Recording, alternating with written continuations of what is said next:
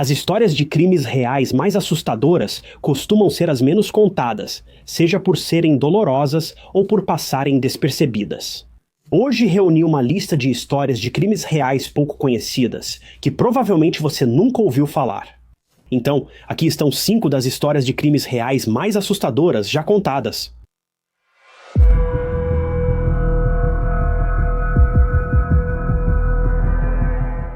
Toronto, no Canadá, possui criminalidade baixa em relação a outras cidades e países. A comunidade está sempre pronta para ajudar quem precisa, principalmente em momentos assustadores. Por exemplo, em meados de 2016, um homem foi salvo de ser atacado por um agressor armado com um martelo, graças ao seu jovem vizinho. Mas apenas um ano depois, não haveria ninguém para salvar 22 anos e ela acabaria tendo um fim muito trágico. Tess Ritchie buscava se distrair após um término recente e difícil. Ela foi ao bar encontrar uma amiga para se divertir. Mal sabia ela que estava prestes a ser levada diretamente para as mãos da morte. O caso de Tess Ritchie é um exemplo claro do mal à vista de todos e de como 2 eventos separados por apenas um ano podem coincidir em uma noite fatídica e causar uma devastação total.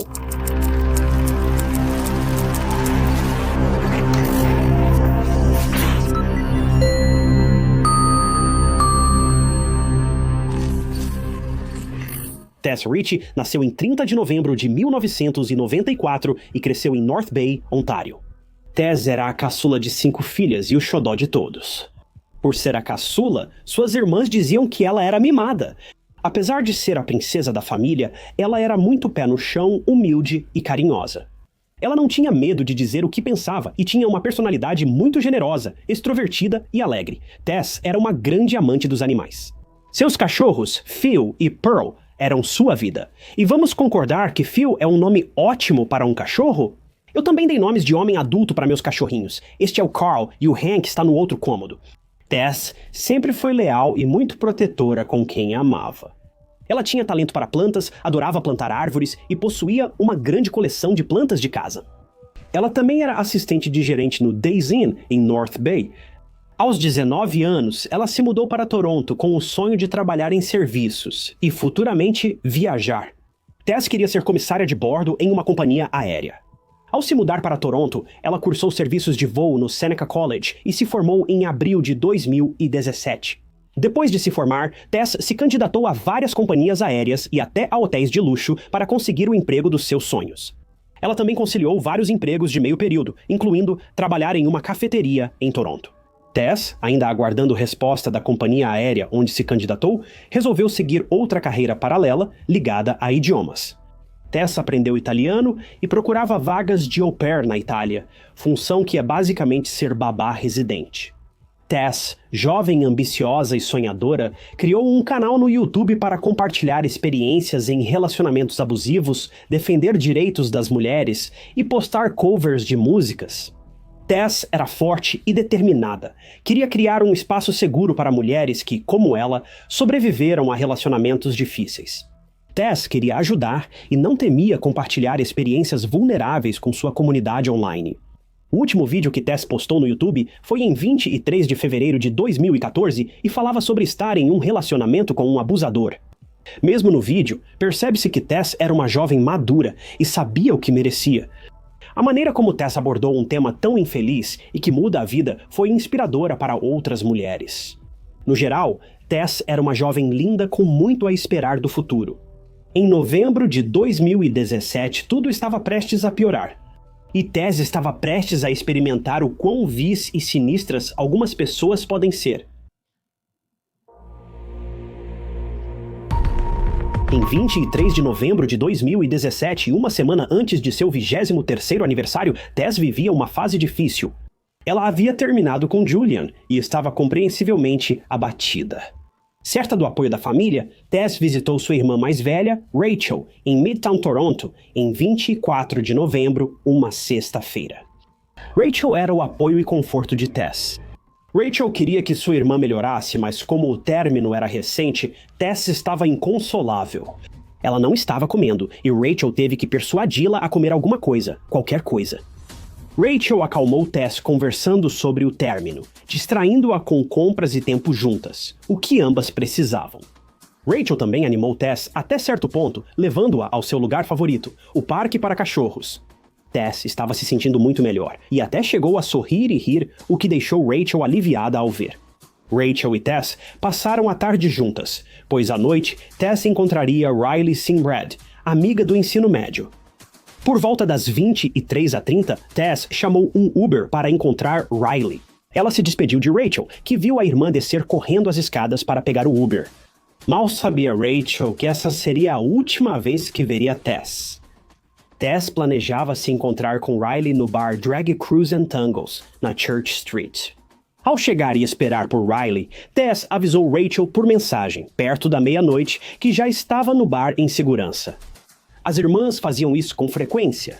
Tess, como a caçula, sempre recebia cuidados das irmãs, que haviam combinado avisar onde estariam, principalmente ao sair sozinhas ou em horários incomuns. Após receber a mensagem de Tess, Raquel ficou tranquila e deixou que ela aproveitasse a noite. Na manhã de 25 de novembro, Raquel enviou mensagem para Tess às 8h45 para perguntar sobre a noite dela, mas não recebeu resposta. Raquel não se assustou, pois sabia que Tess teve uma noite longa e provavelmente dormia para recuperar as energias. Mas quando se aproximou das 18h e Tess ainda não tinha recebido resposta de Raquel, ela começou a ficar preocupada e decidiu verificar os movimentos de Tess através de uma conta do Fitbit que as irmãs compartilhavam, além da conta do Uber, que também estava vinculada à mãe delas. Quando Raquel viu a atividade de Tess na conta do Fitbit, ela ficou muito preocupada e muito confusa. Ela soube que Tess deu cerca de 300 passos às 3 horas da manhã. Raquel, então, descobriu uma corrida de Uber que foi solicitada por volta das 4 da manhã, mas o que é tão confuso é que essa corrida foi cancelada pelo motorista, sugerindo que Tess provavelmente nunca chegou em casa. Essas informações aterrorizavam Raquel, de 22 anos, que foi dada como desaparecida no mesmo dia. O Canadá é um país seguro, com taxa de criminalidade bem menor que a dos Estados Unidos. Por isso, a polícia de Toronto ficou alarmada ao ver que uma jovem desapareceu deixando pistas tão estranhas. Uma investigação oficial foi iniciada e os investigadores sabiam que o tempo corria. Se Tess estivesse em perigo, a polícia deveria achá-la rápido e devolvê-la segura à família. Mas isso não ocorreria. Com poucas pistas e o tempo passando, a comunidade de Toronto ficava cada vez mais ansiosa e temerosa por Tess. A mãe e as irmãs de Tess também participaram das buscas com a família. Em 27 de novembro, quase 2 dias após Tess desaparecer, sua família viajou 4 horas de North Bay a Toronto com panfletos para ajudar nas buscas. Eles mantinham a esperança de que Tess fosse encontrada viva e segura. Enquanto isso, os detetives também procuraram na região da Church Street com a Wellesley, mas não havia sinal de Tess. Depois de 4 dias procurando Tess, que pareceram uma eternidade para a família Hitch, Christine, mãe de Tess, e sua amiga fizeram uma descoberta horrível. É algo que uma mãe nunca deveria ter que presenciar. Em 29 de novembro, um dia antes do aniversário de Tess, Christine e sua amiga Anna Brazo, enfermeira do Hospital St. Michael, decidiram procurar novamente na região da Church Street com a Wellesley, onde Tess foi vista pela última vez. Elas chegaram a uma casa fechada para reforma, com uma escada estreita levando à porta do porão a 2 casas de onde Tess foi vista pela última vez. Enquanto passava pelo prédio, que estava em obras ativamente, algo chamou a atenção de Anna e ela parou para olhar para o final da escada. Ela logo viu o corpo de uma mulher sem vida no fim da escada e chamou Cristina. Ao se aproximar da escada e ver a cena, Cristina sentiu como se seu mundo parasse. Cristina havia encontrado sua filha desaparecida. Tessa não estava mais viva. Em casos de crimes reais, a polícia ou um transeunte geralmente encontra o corpo de uma pessoa desaparecida. A família é então informada da morte do ente querido. Mas essa cena foi realmente trágica, e é difícil imaginar o que passava pela cabeça de Christine quando ela encontrou Tess, por quem todos estavam rezando e torcendo para que estivesse viva e bem. Essa cena devastou Christine e a família Hitch. E tropeçar em algo assim, essa imagem nunca sai da sua mente, nunca? Esse é o tipo de imagem que daqui a 20 anos você está se divertindo com amigos e família e de repente a imagem volta à sua mente do nada. Essas são cicatrizes que nunca vão se curar e é devastador que a própria família da Tess tenha presenciado isso. O mais revoltante é que esse local já havia sido vasculhado pelos investigadores dias antes, indicando duas possibilidades. Ou a polícia realmente não vasculhou a área como afirmou ter feito, ou alguém colocou o corpo da Tess lá depois que a busca foi concluída. Independentemente de qual cenário esteja mais próximo da realidade, o corpo da Tess teve que ser levado para a autópsia e, inicialmente, a polícia classificou a morte da Tess como um acidente, já que não havia sinais visíveis de trauma ou luta no corpo dela. Mas em 1º de dezembro de 2017, a autópsia revelou algo completamente diferente.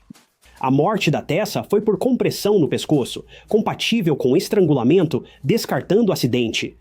DNA masculino também foi achado nas roupas da Tessa. Nesse momento, o caso mudou de rumo e começou a ser investigado como possível homicídio. Mas os detetives de Toronto ainda tinham muitas dúvidas. Quem faria algo tão terrível com Tessa? Foi alguém próximo a ela? E o que aconteceu na noite em que ela foi ao bar Cruz and Tangos? Logo, essas respostas seriam reveladas.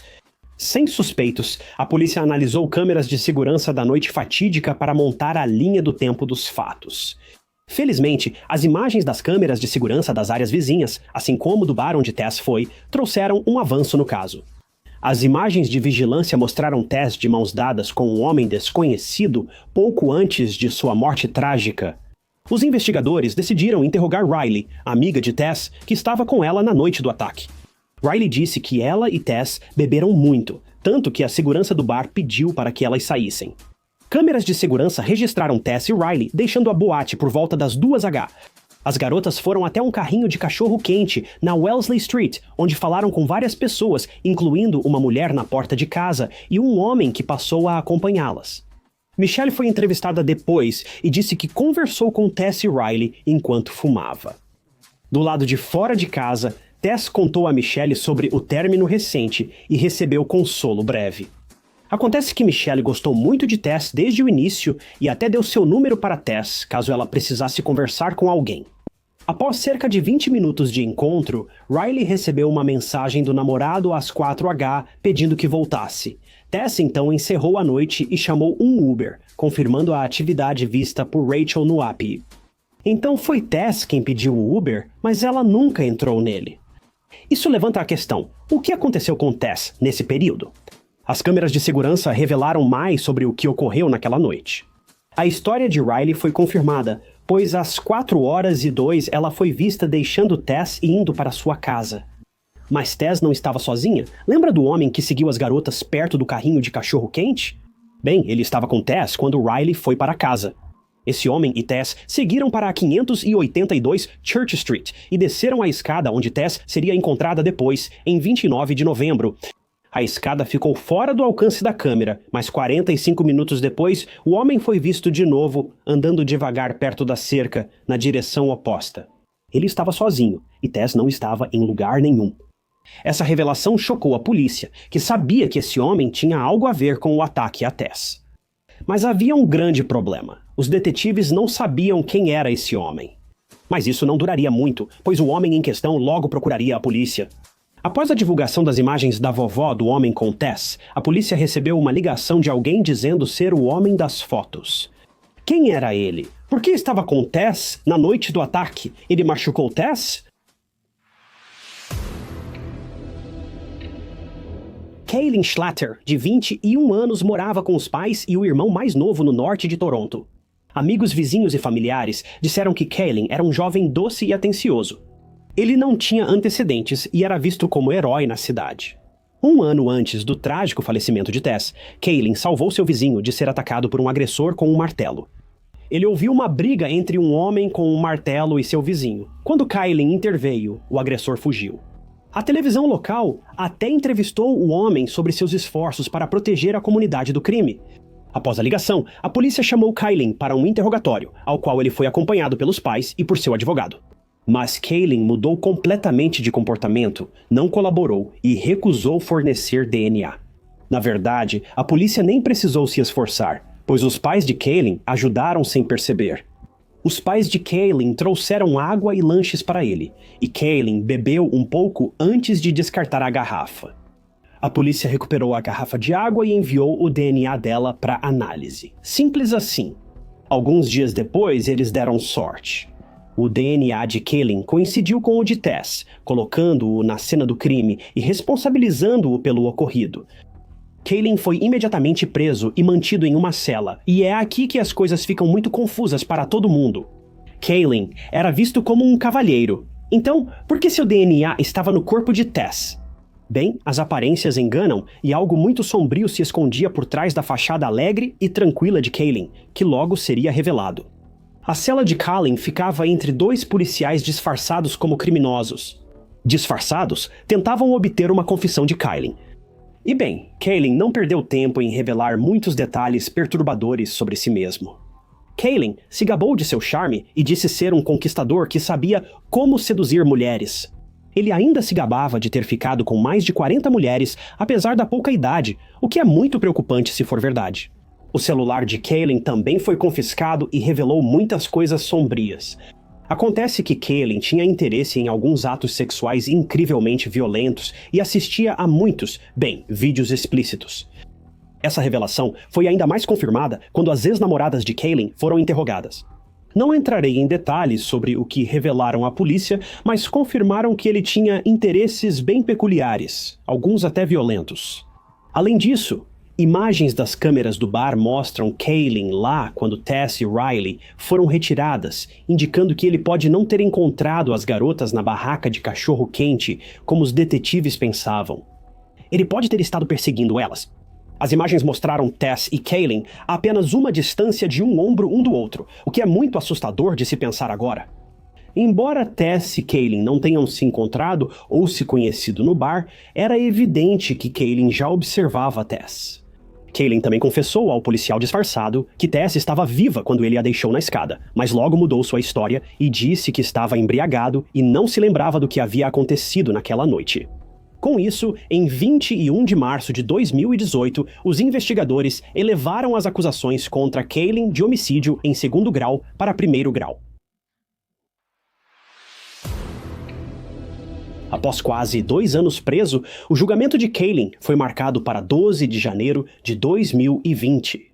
Os advogados de Kaylin alegaram que o agressor de Tess era outro, citaram essa pessoa no tribunal e destacaram que Kaylin não tinha relação com a morte de Tess. Porém, a promotoria estava à frente da defesa. Já haviam interrogado o suspeito, que foi inocentado de qualquer suspeita. Caitlin depôs no tribunal e explicou por que seu DNA estava no corpo de Tess. Caitlin disse que ela e Tess se aproximaram após se encontrarem na rua, fora do bar, por ambos terem terminado relacionamentos. E Tess estava profundamente envolvida na conversa, tanto que ela até ignorou uma ligação durante esse tempo. A promotoria encerrou o caso rapidamente, pois os registros telefônicos de Tess não mostraram ligações recebidas na noite de seu ataque e falecimento. Então Kaylin estava basicamente mentindo, mas ele não tinha terminado. Kaylin continuou afirmando que Tess havia iniciado as investidas de flerte e que os dois se beijaram por um tempo antes de Kaylin, ficar animado, e ele afirma que foi assim que seu DNA foi parar no corpo de Tess. Mas não havia nenhuma evidência para apoiar essa afirmação. Na confissão, Caitlin disse que chamou Tess para sua casa, mas ela recusou, afirmou que não podiam ir além e pediu para Kaylin sair, o que ele fez. Ele repetiu o fato de que Tess estava viva quando ele saiu, mas a promotoria não acreditou na teia de mentiras de Kaylin, porque se Tess estivesse viva naquele momento, ela deveria ter entrado no Uber, que foi cancelado pelo motorista porque Tess não apareceu. Suspeitava-se que Kaylin convenceu Tess a entrar no beco escuro e depois tentou avançar sobre ela. Quando Tess recusou, Kaylin ficou ofendido, a dominou, se aproveitou dela e a estrangulou com um pano ou antebraço coberto, o que explicaria a ausência de marcas no pescoço de Tess. A promotoria também mostrou ao júri a quantidade de imagens de câmeras de segurança junto com os depoimentos das ex-namoradas de Kaylin. A promotoria também chamou outra testemunha, um colega de cela de Kaylin de uma penitenciária de Toronto, onde ambos ficaram detidos em 2018.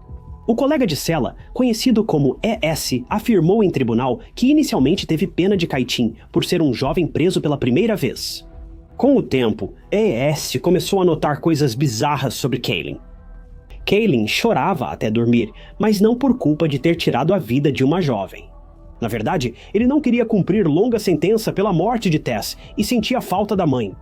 O que era ainda mais enlouquecedor era o fato de que, durante um depoimento emocionado feito pela irmã de Tess, Raquel, que expressou seus sentimentos ao ver Tess pela última vez, Kaylin ouvia tudo com uma expressão calma e estoica e seu rosto não demonstrava nenhuma emoção.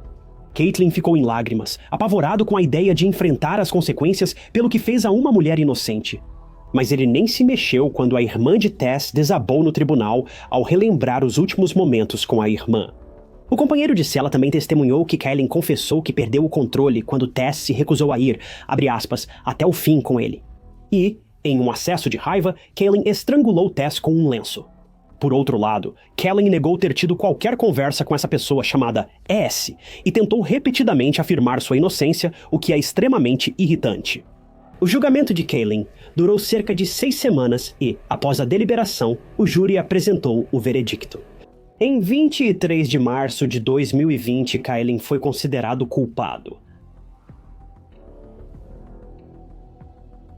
O julgamento pelo assassinato de Tess abalou emocionalmente a família Ritchie. Kaylin recebeu 25 anos de prisão, punição leve diante do que ocorreu com Tess. Christine perdeu a filha na noite de 25 de novembro e sua família ficou marcada para sempre. Tess era a luz da vida deles e Rachel, última a passar um tempo com ela, não imaginava que nunca mais veria o sorriso radiante da irmã. É realmente de partir o coração ver pelo que a família Ritchie passou. A polícia de Toronto errou ao não buscar o corpo de Tess com mais atenção. O corpo de Tess foi achado em uma área já vasculhada pela polícia, mas quem o encontrou foi sua mãe, Christine, que ficou traumatizada para sempre. Ela disse que a cena parecia olhar para uma cova. Já mencionei que o corpo de Tess pode não ter sido ignorado pela polícia, mas colocado lá depois. Mas os tribunais concluíram que esse não era o caso. Tess sempre esteve lá, mas os investigadores não prestaram atenção suficiente.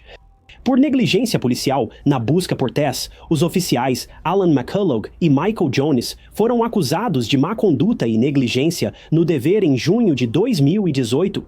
Os policiais não vasculharam a área e nem sequer se preocuparam em entrevistar os vizinhos ou notificar um supervisor sobre o que estava acontecendo.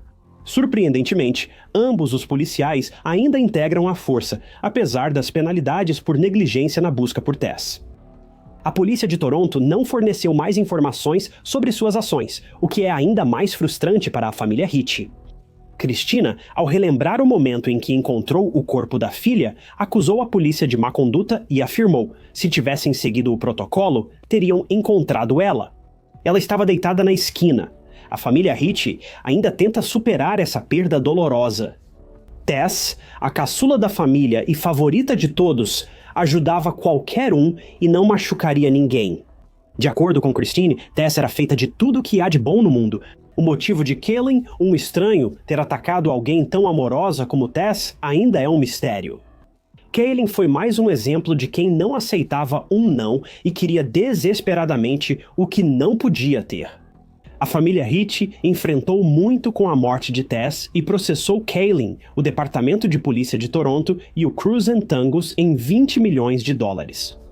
A brutalidade extrema demonstrada por Kaylin e a negligência dos investigadores e detetives são, segundo a família Ritchie, os dois principais motivos pelos quais Tess não está mais entre nós. O processo incrivelmente caro deles é uma forma de mostrar respeito por Tess, homenageá-la após sua morte trágica e um meio para a família se curar dessa perda tão dolorosa. Até agora, não houve atualização sobre o sucesso da família Ritchie. Processando as partes envolvidas ou não, mas eu realmente espero que consigam. O caso de Tess Ritchie é alarmante, perverso e de partir o coração. Pensar que Tess, que só queria se divertir com uma amiga, teve a vida tirada de forma tão brutal é mais que perturbador. E ainda por alguém que era um estranho para ela. É desconcertante que esse caso trágico tenha ocorrido em uma das cidades mais seguras do Canadá. Esperamos que a polícia de Toronto tenha aprendido e agora trate casos de desaparecidos com seriedade, pois o caso da Tess foi conduzido de forma nada profissional. Embora Kaylin seja culpado pela tragédia, a polícia poderia ao menos ter evitado que a família Ritchie encontrasse a filha sozinha. Mas infelizmente não foi isso que aconteceu.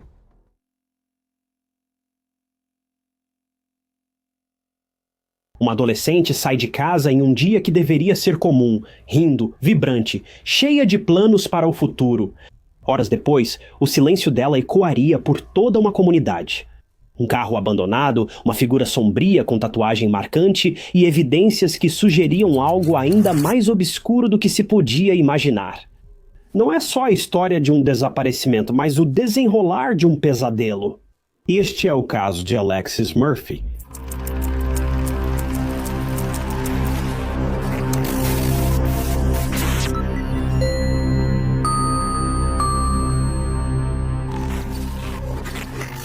Bem-vindo ao True Crime Stories. Sou Ty Knotts e trago novos documentários de crimes reais semanalmente. Se você curte crimes reais clássicos, está no lugar certo. É o que fazemos aqui. Inscreva-se.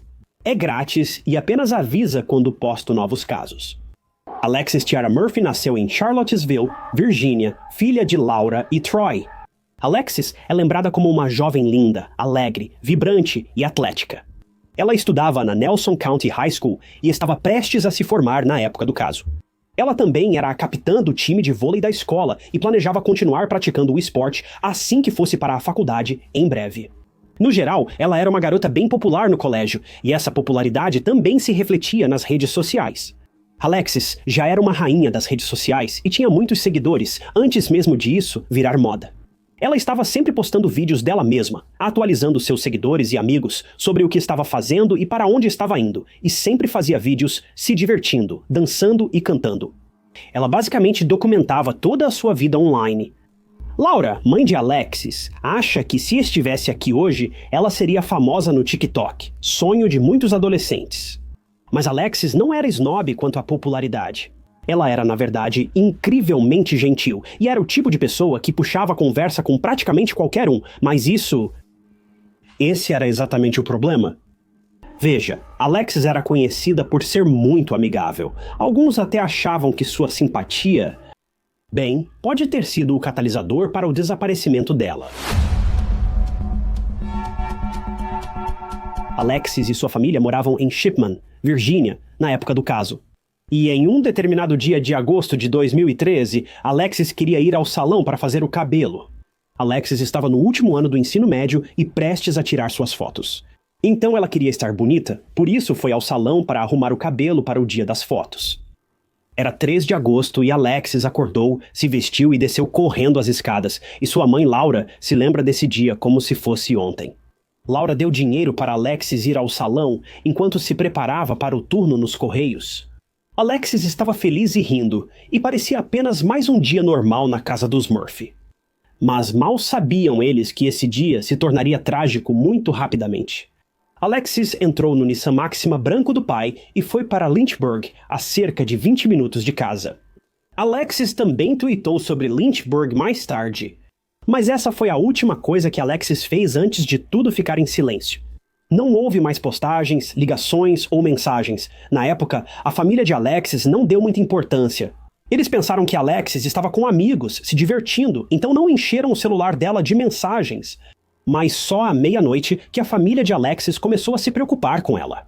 Veja, Alexis tinha 17 anos e tinha um toque de recolher à meia-noite. Alexis sempre tinha que voltar para casa até meia-noite, e quase sempre cumpria. Alexis não era do tipo que quebrava o toque de recolher regularmente e decepcionava os pais desse jeito ou os fazia se preocupar. Então, quando a avó de Alexis subiu para ver como ela estava depois da meia-noite, nas primeiras horas do dia 4 de agosto, ficou paralisada de medo ao ver que o quarto de Alexis estava vazio e a cama já estava arrumada desde aquela manhã. Parecia que ela nunca tinha voltado para casa, e infelizmente era verdade. A avó de Alexis logo ligou para Laura e Troy, e em minutos eles já estavam preocupados. Eles temiam que Alexis tivesse sofrido um acidente, ou que tivesse se metido em algum tipo de problema. Agora, embora isso normalmente aconteça se você é pai ou mãe, sabe, assumir o pior, mas esperar pelo melhor, algo sobre o desaparecimento de Alexis simplesmente parecia diferente. Então, sem perder um segundo sequer, Alexis foi dada como desaparecida. A família de Alexis divulgou rapidamente seu desaparecimento nas redes sociais, e felizmente muitos ajudaram. Eles logo divulgaram o nome de Alexis e seu desaparecimento nas redes sociais, e rapidamente todos souberam do sumiço da adolescente. As redes sociais foram de grande ajuda e a família de Alexis ficou muito grata por toda a ajuda que recebeu das pessoas que conheciam e acompanhavam Alexis. Por outro lado, os detetives também começaram a investigar o caso imediatamente, porque aquilo não fazia sentido. Alexis não poderia ter fugido de casa. Ela literalmente só saiu para fazer um recado. Não há nenhuma indicação de que Alexis estava triste ou pensando em fugir de tudo. Parece que toda vez que um adolescente desaparece, a polícia quer afirmar que ele simplesmente fugiu. Mas essa narrativa não se encaixava no caso de Alexis, que estava no último ano do ensino médio. Ela estava animada com tudo de bom acontecendo em sua vida. Então, para onde ela teria fugido? Os investigadores precisavam responder a essa pergunta perturbadora. Rastrearam os passos de Alexis e seu destino em 3 de agosto. Agora sabemos que Alexis ia para Lynchburg. Ao vasculharem a área, os detetives chegaram a um posto de gasolina em Lovingston, Virgínia. Mas por que a polícia estava nesse posto de gasolina? Bem, isso aconteceu porque os detetives descobriram que as imagens das câmeras de segurança desse posto de gasolina registraram Alexis na propriedade no dia em que ela desapareceu. Os investigadores analisaram as imagens e, embora não tenham notado nada estranho de início, viram algo ou alguém quando Alexis saía. Alexis estava calma e agindo normalmente. Os detetives não acreditavam que ela estivesse sendo seguida ou desconfortável com alguém. Alexis foi vista entrando na estação com as mesmas roupas lembradas pelos pais. Ela abasteceu o carro e entrou na loja algum tempo depois, mas ao sair, alguém segurou a porta para ela. Era um homem, mas seu rosto não era visível, porque as imagens eram granuladas. Mas o homem tinha uma grande tatuagem distinta no pescoço e usava camisa branca. Então a polícia tinha algo, mesmo que não fosse muito. Por que os detetives observavam um homem apenas segurando a porta para Alexis? Se for o caso, é algo comum. Você sai, pessoas seguram a porta para você, ou você faz o mesmo por elas. Então por que os investigadores estavam tão obcecados por esse cara aleatório? Isso porque o cara misterioso também tinha um veículo realmente único. O homem tinha um Jeep Suburban camuflado, o que chamou a atenção da polícia por algum motivo. A polícia geralmente não segue pistas só por intuição. Eles não têm permissão para isso, mas havia algo estranho nesse cara. Enquanto os detetives investigavam a localização do telefone da Alexis, já haviam se passado 3 dias desde seu desaparecimento e as coisas não iam bem. Alexis estava sumida há 72 horas. Neste ponto, todos acreditavam que algo ruim tinha acontecido com ela, porque tudo isso era muito estranho. No dia 6 de agosto, as suspeitas deles se confirmaram quando acharam algo em um estacionamento de teatro. Quando a polícia soube de um veículo suspeito no estacionamento, os investigadores foram até lá para verificar e encontraram um Nissan Maxima branco abandonado. Quando a família de Alexis foi chamada ao local, eles identificaram como sendo o mesmo carro que Alexis estava dirigindo no dia em que desapareceu. Era o carro do pai de Alexis, Troy, mas não havia sinal de sua filha dentro dele. A questão é que Alexis jamais deixaria o carro sozinho assim. Bem, a menos que ela estivesse em perigo e alguém a tivesse forçado a sair do carro ou algo assim. Os detetives queriam saber como o carro chegou lá e decidiram checar as câmeras de segurança dos vizinhos. Eles encontraram um shopping próximo e, por sorte, a câmera estava voltada para o estacionamento. Quando a polícia viu as imagens às 22h30, no dia seguinte ao desaparecimento de Alexis, eles viram alguém dirigindo o carro de Alexis e saindo dele antes de voltar a pé para onde quer que tivesse vindo. As imagens eram extremamente granuladas e em preto e branco, e mesmo após melhorar a qualidade, não foi possível identificar o motorista. Mesmo sem ver o rosto do motorista, os detetives tinham certeza de que quem saiu do carro não era Alexis. Era um homem. Bem, pelo menos julgando pela silhueta e pelo porte físico do motorista, parecia ser um homem. Os investigadores sabiam que esse homem, ou quem fosse, era responsável pelo sumiço de Alexis. Por que ele estaria com o carro dela? Bem, se você se lembra, os detetives também estavam investigando a localização do telefone dela e, em poucos dias, conseguiram uma pista promissora. O celular estava emitindo sinal de uma área que ficava a aproximadamente 1,5 km do posto de gasolina onde Alexis foi vista pela última vez. Quando a polícia restringiu a área, era uma casa abandonada cercada por vegetação. Mas os detetives também perceberam outra coisa. Lá, no meio da vegetação alta, um veículo nada camuflado estava estacionado. Parecia assustadoramente semelhante ao caminhão do homem misterioso no posto de gasolina, o mesmo homem que segurou a porta para Alexis no dia em que ela desapareceu. Isso era muito suspeito e dificilmente coincidência. Mas os investigadores pegaram o suspeito? Bem, só há uma maneira de descobrir. Aquela casa abandonada, na verdade, não estava, e nem era uma casa, mas sim um trailer. E alguém morava lá, mas para muitas pessoas parecia que estava abandonado. Quando os detetives bateram na porta, um homem saiu e a polícia logo notou a grande tatuagem escura em seu pescoço.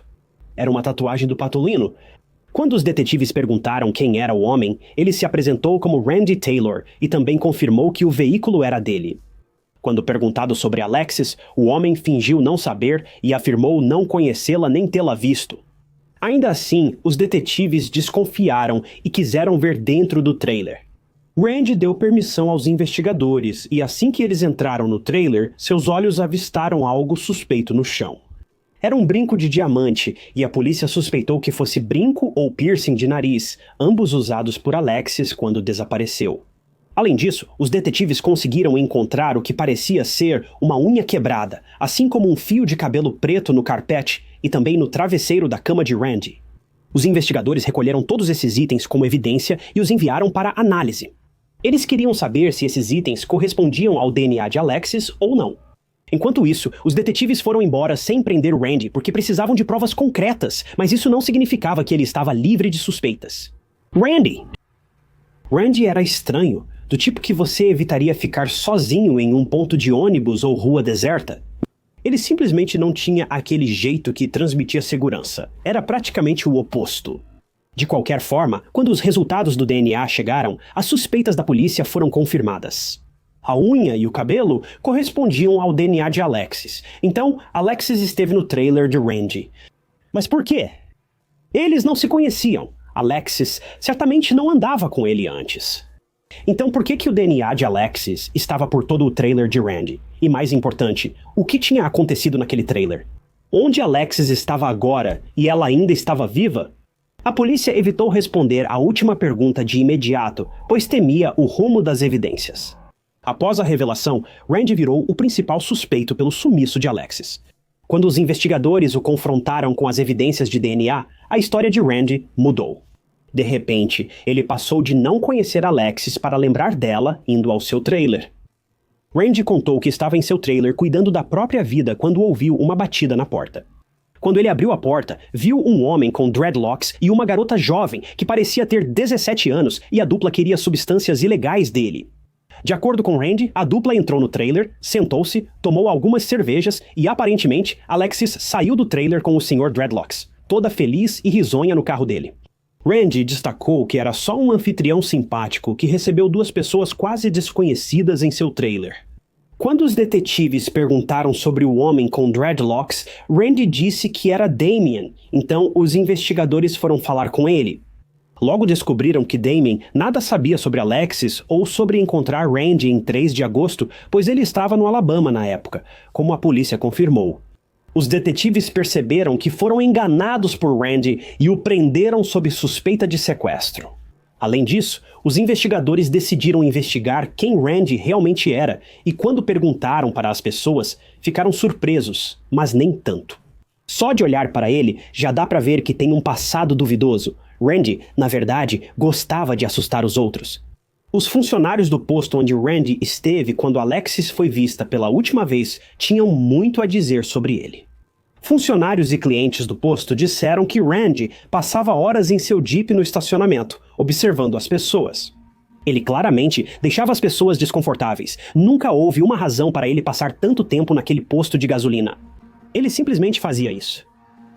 Além disso, os detetives conseguiram uma informação muito interessante de outro funcionário. Veja, essa pessoa trabalhava em uma loja de filmes adultos e disse que cerca de 45 minutos a 1 hora antes de Randy ser visto com Alexis nas câmeras do posto, ele comprava filmes adultos na loja. Então, a polícia sabia que já estava mais do que na hora de revistar o trailer de Randy e revirá-lo em busca de qualquer evidência. E o que você acha? Eles encontraram algo, e isso levou a uma descoberta que todos temiam desde o início. Com um mandado de busca para o trailer de Randy, os detetives vasculharam todos os cantos do local. Debaixo do sofá encontraram algo. Era uma camiseta branca com apliques de cabelo preto e cílios postiços enrolados. Era a mesma camiseta branca que Randy usava nas imagens das câmeras do posto de gasolina. Mas havia outra coisa que os investigadores descobriram, e isso os deixou horrorizados. Quando os detetives viraram a camiseta, ficaram apavorados ao ver uma grande mancha vermelha nela. Todos os itens foram enviados para teste de DNA e, em pouco tempo, confirmou-se que a camiseta e as extensões de cabelo tinham o DNA de Alexis. As coisas estavam ficando bem sombrias bem rápido, mas infelizmente havia mais. A polícia recuperou um álbum de recortes que revelava a mente desse homem assustador. Ele recortou fotos de modelos com roupas provocantes e trocou os rostos pelo de uma menina. Não era só uma garota aleatória, mas o rosto de alguém muito jovem, provavelmente adolescente. E quando os detetives investigaram mais a fundo, eles encontraram algo. A jovem das fotos era filha da colega de trabalho do Randy. Se você ainda não achava esse homem nojento, aqui está a prova. Um homem de 48 anos estava interessado por uma jovem que, pelo que imagino, poderia ser uma adolescente, mas mesmo que não seja, tudo nessa situação fez todo mundo se sentir enojado. É assustador demais. Como esse cara conseguiu tantas fotos da filha do colega? Há tantos níveis nisso que deixam qualquer um perplexo e, em grande parte, sem explicação. Os investigadores também acharam o celular da Alexis a poucos metros do trailer de Randy. As evidências contra esse homem só aumentam, tornando claro o que aconteceu aqui. Mas o Randy assumiu seus crimes? Claro que não. Ele ainda estava na cadeia, preso pelas acusações de sequestro, e mesmo assim continuava dizendo que não sabia nada sobre a Alexis ou quem ela era. A polícia, por outro lado, procurou a Alexis por todos os lados, mas as chances de encontrá-la viva estavam diminuindo a cada dia. Nesse momento, já não era mais missão de resgate, mas de recuperação. A família da Alexis estava simplesmente devastada com a rapidez com que as coisas pioraram e como tudo aconteceu tão depressa. Ao se colocar no lugar desses pais ou entes queridos, isso pode te deixar mentalmente confuso. Há poucos dias, Alexis estava com a família na sala, rindo e conversando. Mas agora ela se foi e esse cara é o culpado? Quero dizer, dói fisicamente até tentar entender esse nível de medo, confusão, de luto. É como se na quinta-feira passada, todos nós estávamos saindo para tomar sorvete. Agora, nesta quinta-feira, estamos organizando um funeral. Esse é basicamente o cenário em que a família da Alexis se encontrou. Alexis saiu para um compromisso, como tantas mulheres fazem, mas nunca voltou. Agora, os detetives acham que talvez ela nem esteja mais viva. É difícil imaginar estar no lugar da família dela e ver a esperança deles acabar tão rápido. Mas havia mais uma tragédia reservada para a família Murphy, porque mesmo após um mês de buscas intensas, Alexis ainda não tinha sido encontrada. Sem corpo, como a família Murphy poderia realmente seguir em frente? E pior ainda, sem um corpo, será que Randy seria realmente julgado com sucesso pelo assassinato dela? Os investigadores estavam confiantes de que poderiam condenar Randy por assassinato, mesmo sem ter recuperado o corpo de Alexis. Foi exatamente isso que fizeram.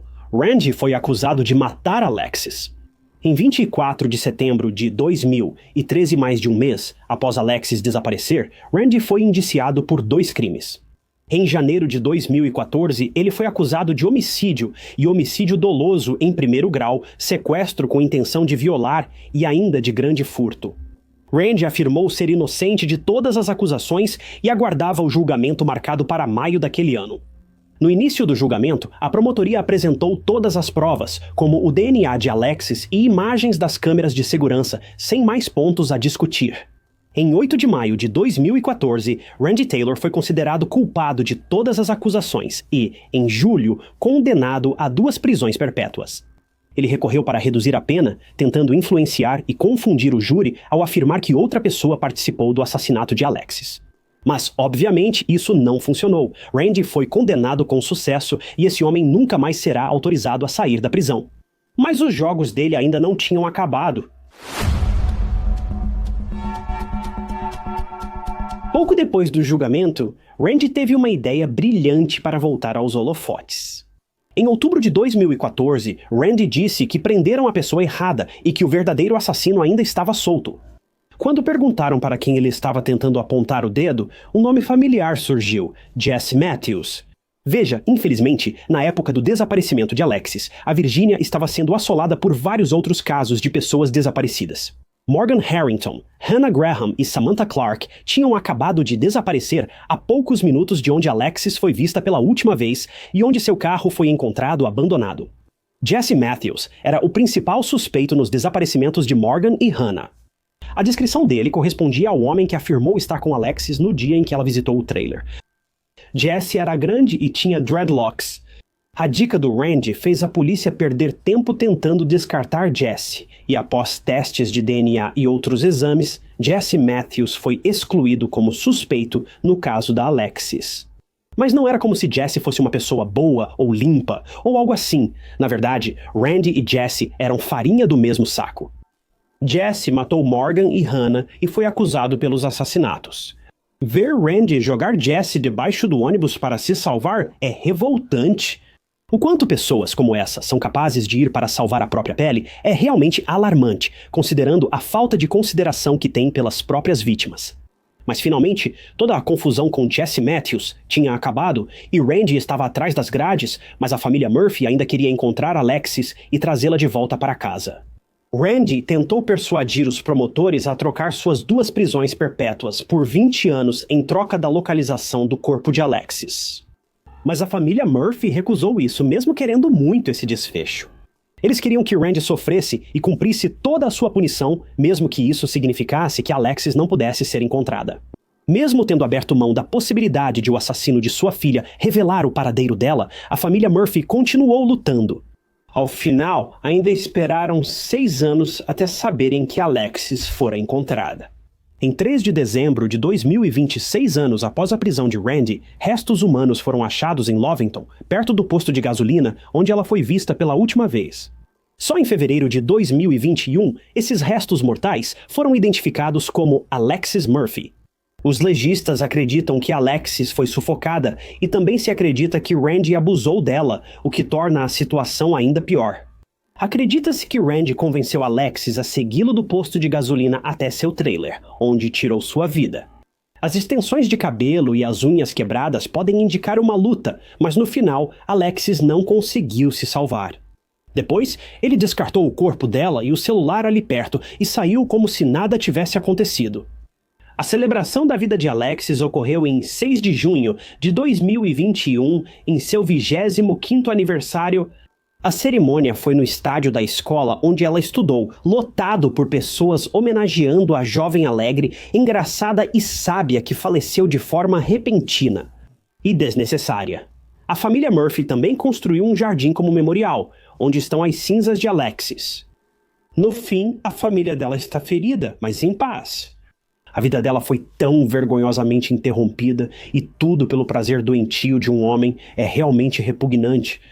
Mas de algum modo, eles baixaram as armas, aceitaram o ocorrido e encontraram certa paz após toda essa confusão.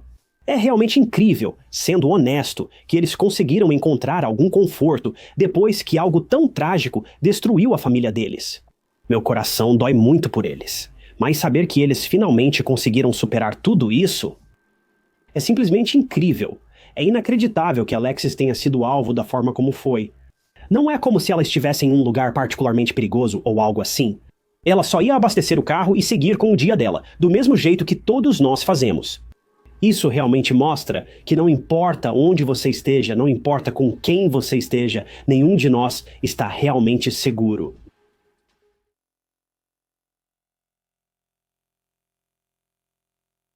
Era uma noite fresca de outubro de 2015. Zoe Hastings, de 18 anos, saiu de casa para ir à igreja e se preparar para uma viagem missionária no mês seguinte. Os investigadores dizem que ela nunca chegou à igreja naquela noite. Na verdade, ela não chegou a ir mais longe do que cerca de 400 metros de sua casa antes de se envolver em uma série trágica de acontecimentos e nunca mais voltaria. No caminho para a igreja, Zoe parou na Walgreens para visitar um quiosque da Redbox.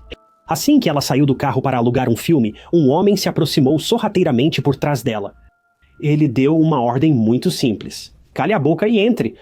Zoe Hastings vivia com sua família em Dallas, Texas, e era profundamente dedicada à sua fé, sendo uma membro muito ativa de sua igreja local, um ramo da Igreja de Jesus Cristo dos Santos dos Últimos Dias.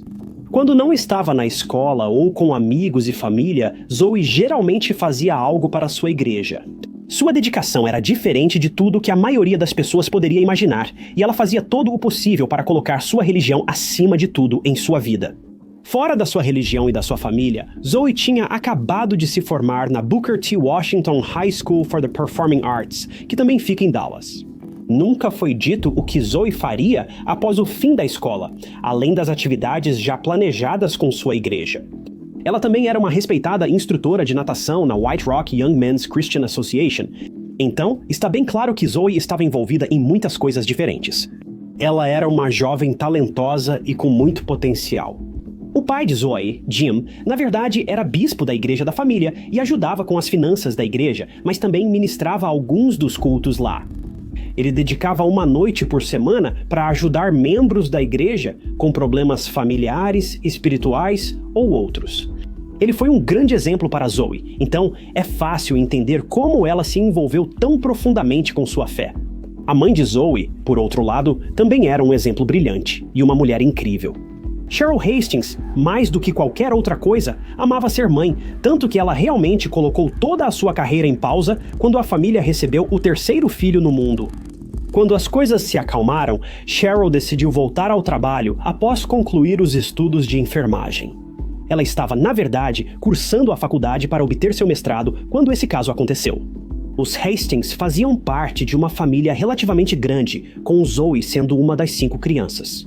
Como Zoe era a mais velha, é provável que seus irmãos a admirassem, e ela parecia orgulhosa de ser um bom exemplo.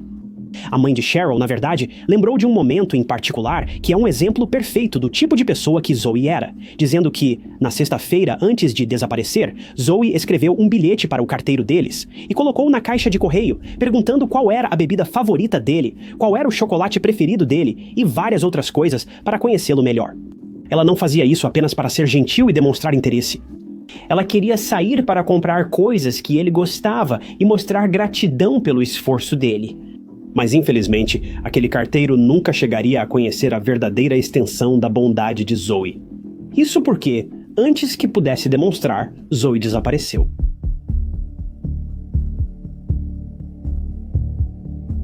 Era domingo, 11 de outubro de 2015. Zoe estava indo para uma reunião na igreja onde discutiria uma viagem missionária que ela aguardava ansiosamente há semanas. Ela saiu de casa às 16h40 e planejava passar em uma Walgreens a caminho da igreja.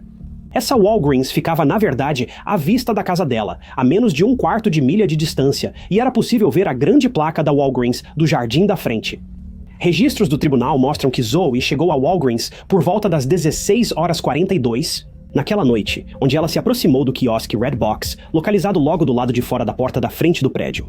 Agora, para aqueles de vocês que talvez não estejam nos Estados Unidos, ou talvez nunca tenham visto um quiosque Red Box, basicamente é um quiosque de aluguel de filmes, onde você simplesmente chega, toca na tela para selecionar o filme que quer alugar, e então sai o disco versátil digital ou Blu-ray desse filme.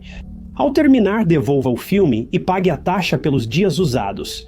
Nessa noite em particular, Zoe passou na Walgreens para devolver um filme que ela tinha alugado anteriormente. Ela parou perto do quiosque na minivan da família e saiu do carro. Ela ficou fora do carro apenas alguns segundos quando uma testemunha viu um homem estranho se aproximando do veículo de Zoe. Essa testemunha trabalhava em um estúdio de tatuagem no mesmo cruzamento da Walgreens. Ele disse que, ao olhar para o outro lado da rua, percebeu Zoe saindo de sua van, devolvendo o filme e depois voltando para entrar em sua van. Ao chegar ao lado do motorista da van, um homem baixo e corpulento se aproximou rapidamente, segurando a porta e impedindo Zoe de fechá-la. A testemunha afirmou não entender o que os dois diziam, mas relatou que o homem estava muito agitado e que a conversa durou menos de 5 segundos antes de Zoe passar para o banco do passageiro e o homem assumir a direção da van. A testemunha disse que, nesse momento, acreditou que os dois deviam se conhecer, considerando o quão pouca resistência Zoe ofereceu a ele. Ele também acrescentou que viu esse mesmo homem mais tarde naquele dia, ao entardecer. Mas um outro depoimento de testemunha conta uma história um pouco diferente. Relato de um homem em situação de rua, sentado em frente ao Walgreens quando a cena ocorreu. Ele relata que o homem corpulento se aproximou de Zoe rapidamente e de modo agressivo, tentando surpreendê-la por trás. O homem em situação de rua disse que o suspeito andava de forma muito estranha, tentando não chamar atenção. Ele diz que ao se aproximar do carro, ficou claro que Zoe estava desconfortável. Ele contou que o homem segurou a porta do veículo para impedir Zoe de sair enquanto buscava algo no bolso. A testemunha disse que percebeu imediatamente que esse encontro não era amigável. Então ele fez o possível para tentar atravessar a rua correndo para confrontá-los, mas havia tanto trânsito que ele não conseguiu chegar a tempo.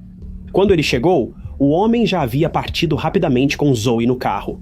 Ele fez o necessário e correu até a loja de conveniência mais próxima para ligar para o 911. Mas curiosamente, a polícia diz que não tem registro dessa ligação para o 911. É bem possível que o homem tenha inventado essa parte da história. Ao analisar o histórico dessa testemunha, descobriu-se um mandado de prisão em aberto, então acredito que a ligação para o 911 provavelmente não ocorreu. De qualquer forma, o restante da declaração dele parece verdadeiro, como veremos a seguir. Na noite em que Zoe sumiu, ela deveria ir à igreja para a aula de preparação da viagem missionária às 17h. Infelizmente, ela não chegou à igreja naquela noite e era esperada em casa por volta das 18h30, para o jantar em família, e também não voltou para casa. Zoe não apareceu para o jantar e seus pais tentaram ligar e mandar mensagens várias vezes, mas ela não atendeu. Sem alternativas, a família ligou para amigos e membros da igreja, mas ninguém a viu e disseram que ela não foi à aula de preparação naquela noite. Era cerca de 22 horas. Quando os pais de Zoe não suportaram mais, decidiram procurar a polícia e registrar oficialmente o desaparecimento de Zoe Hastings.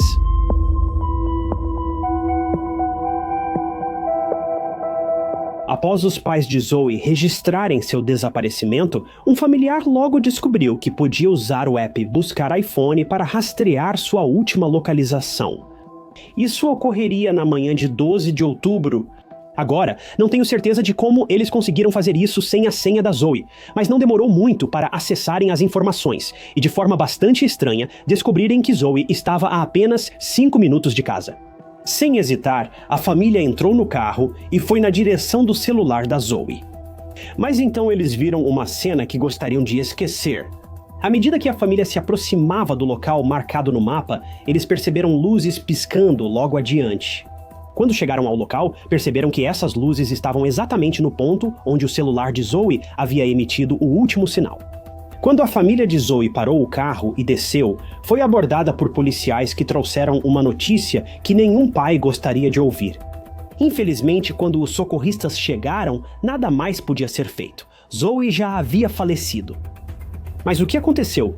Para os pais dela, toda essa situação parecia tão repentina, tão completamente inesperada. Bem, de acordo com os detetives, mais cedo naquela manhã, um homem chamado Kurt estava passeando com seu cachorro quando percebeu outro homem correndo em sua direção, tentando freneticamente chamar sua atenção. Quando o homem se aproximou, ficou óbvio que ele estava abalado e visivelmente perturbado. Ele chamou Kurt e gritou: "Tem um carro e uma garota lá embaixo no riacho, apontando para uma vala grande ou bueiro perto dali." O homem não identificado então levou Kurt até onde o carro estava, perto da Easton Road com a Lipid Avenue. Quando chegaram, havia vegetação densa na área, mas uma van branca era visível da estrada, saindo do mato. O homem não identificado desceu o barranco íngreme para ver a van. Quando ele se aproximou, encontrou Zoe por perto, completamente inconsciente. O homem voltou à rua, avisou Kurt do ocorrido e fugiu antes da polícia chegar, deixando Kurt para ligar ao 190 sozinho.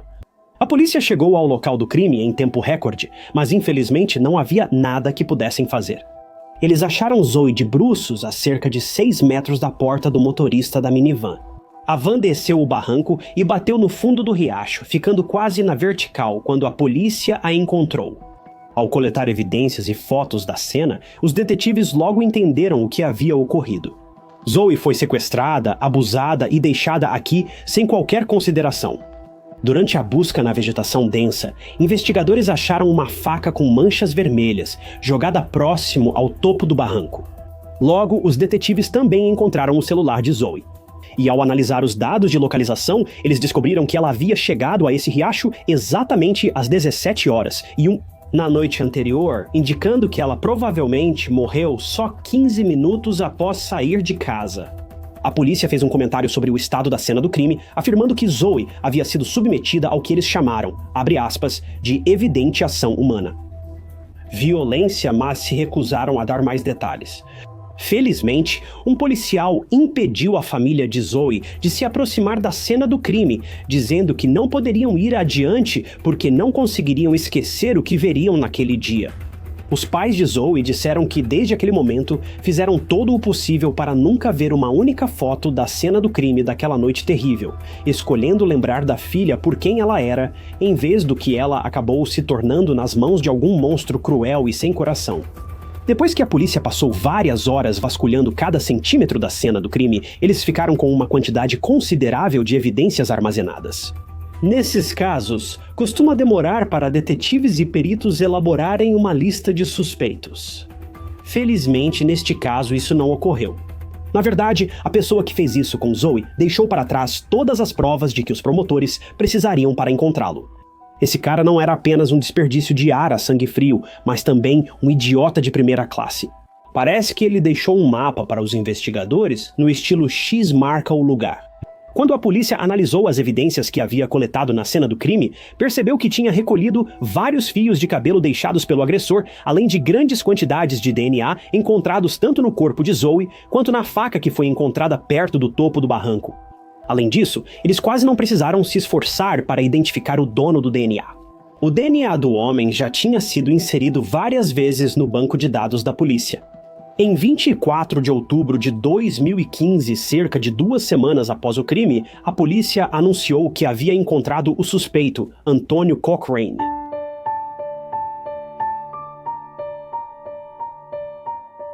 Antônio Cochrane foi logo identificado como o homem visto pelas testemunhas perseguindo Zoe no estacionamento da Walgreens naquela noite.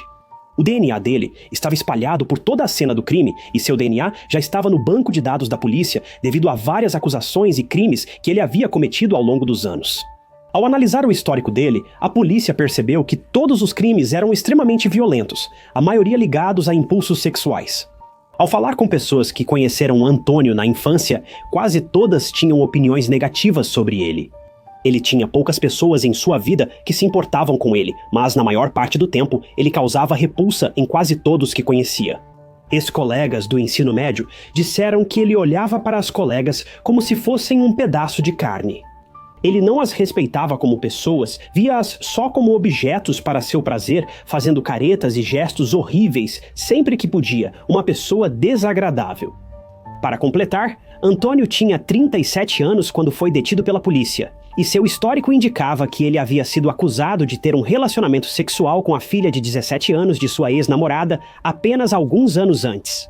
Embora, é verdade, essas acusações nunca tenham levado a uma condenação, havia inúmeros relatos de pessoas que afirmavam saber desse relacionamento, insinuando que ele já acontecia há pelo menos alguns meses.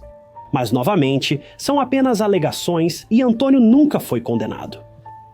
Mesmo com provas suficientes para condenar Antônio no caso de Zoe, a polícia decidiu investigar seu passado para tentar entender o motivo de sua ação. Eles conseguiram acessar o histórico do celular dele. No dia em que tirou a vida de Zoe e a descartou como uma lata vazia, Antônio trocava mensagens frenéticas com vários amigos. Agora tenho que admitir, muitas dessas mensagens que ele enviou não parecem fazer sentido algum.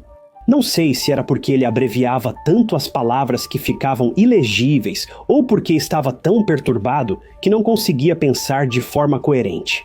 Eu realmente só não sei.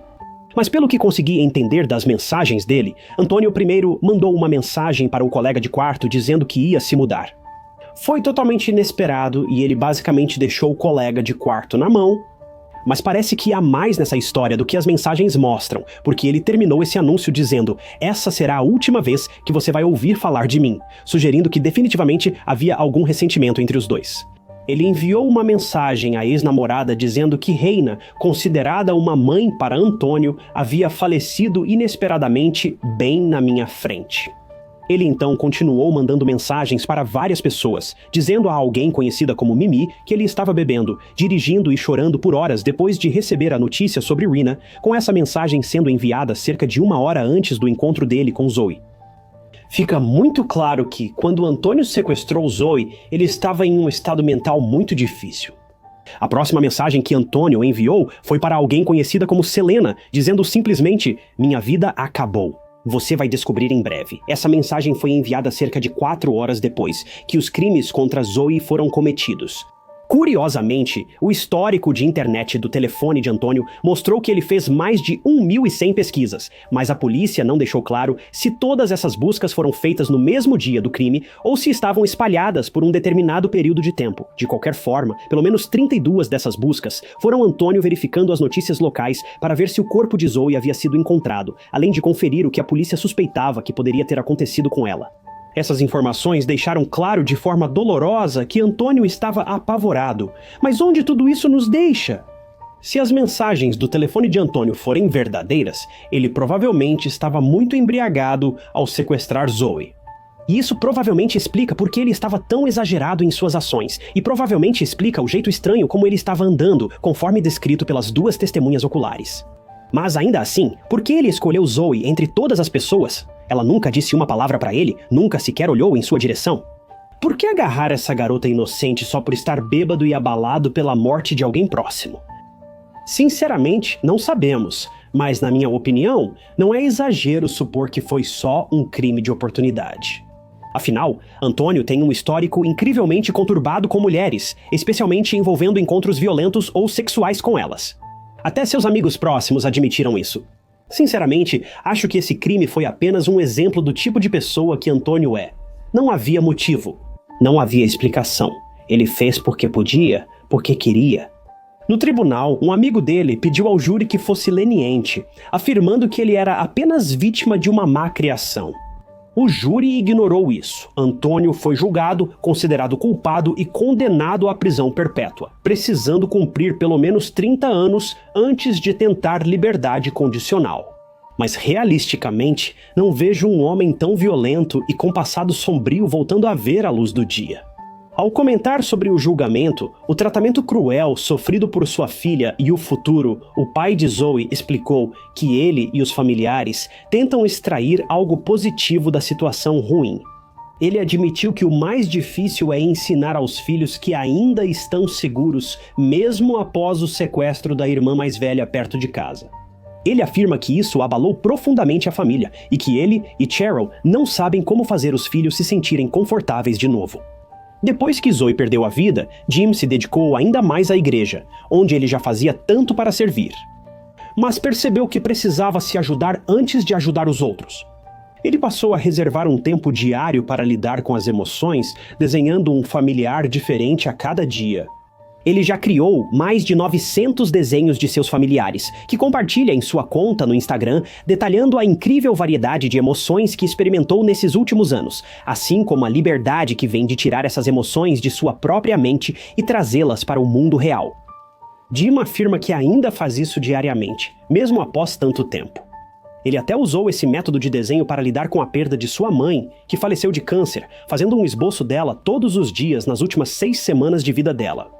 Jim afirma que desenhar o fez perceber quanto ainda tem para viver, inspirando-o a usar o tempo de forma produtiva, em vez de focar só no lado negativo. Cheryl, mãe de Zoe, também deu grandes passos para transformar essa tragédia em algo positivo. Cheryl é enfermeira há anos, mas quando Zoe morreu, viu um anúncio buscando enfermeiras para se especializarem em atender mulheres vítimas de agressão. Inicialmente, Cheryl achou a ideia ruim, mas quanto mais pensava, sentia uma voz em sua cabeça insistindo para que entrasse no programa. Então ela entrou.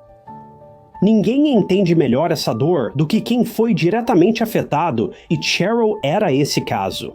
Você tem que admitir, tornar-se enfermeira para um programa como esse não é um trabalho que qualquer um queira fazer.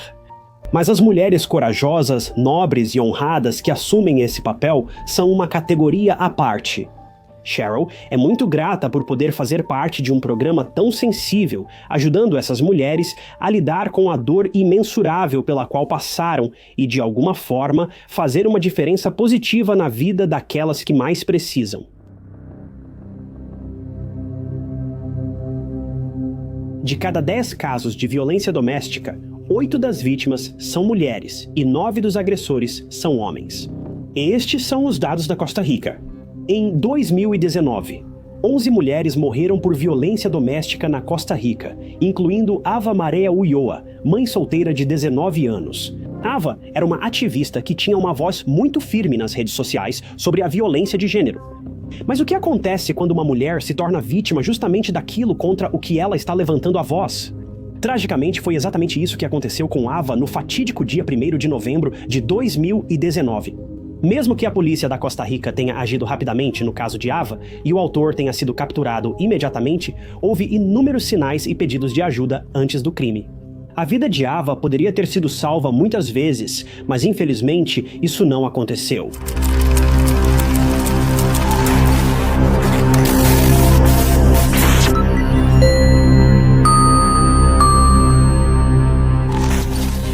Ava Maria Ulloa nasceu no ano 2000 na Costa Rica, e é também nesse lugar que o restante desse caso trágico se desenrola.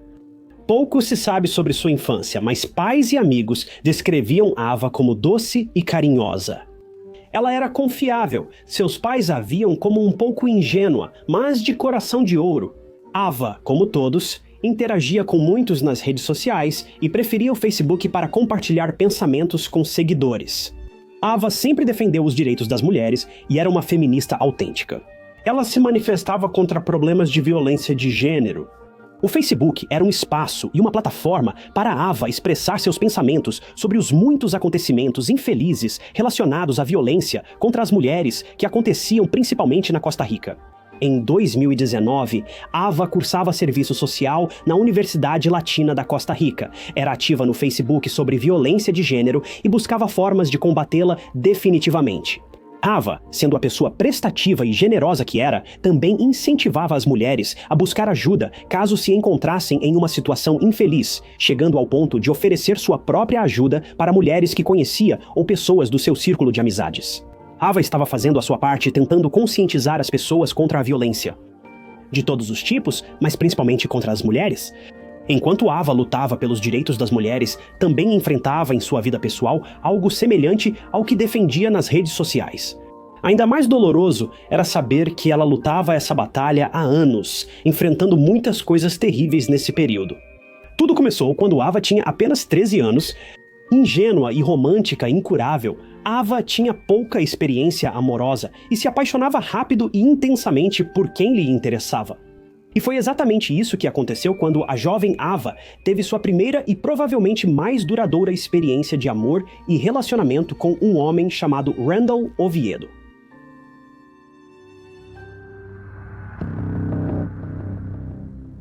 Randall Oviedo morava muito perto de Ava. As casas deles ficavam a cerca de 5 quarteirões de distância, e eles se viam o tempo todo.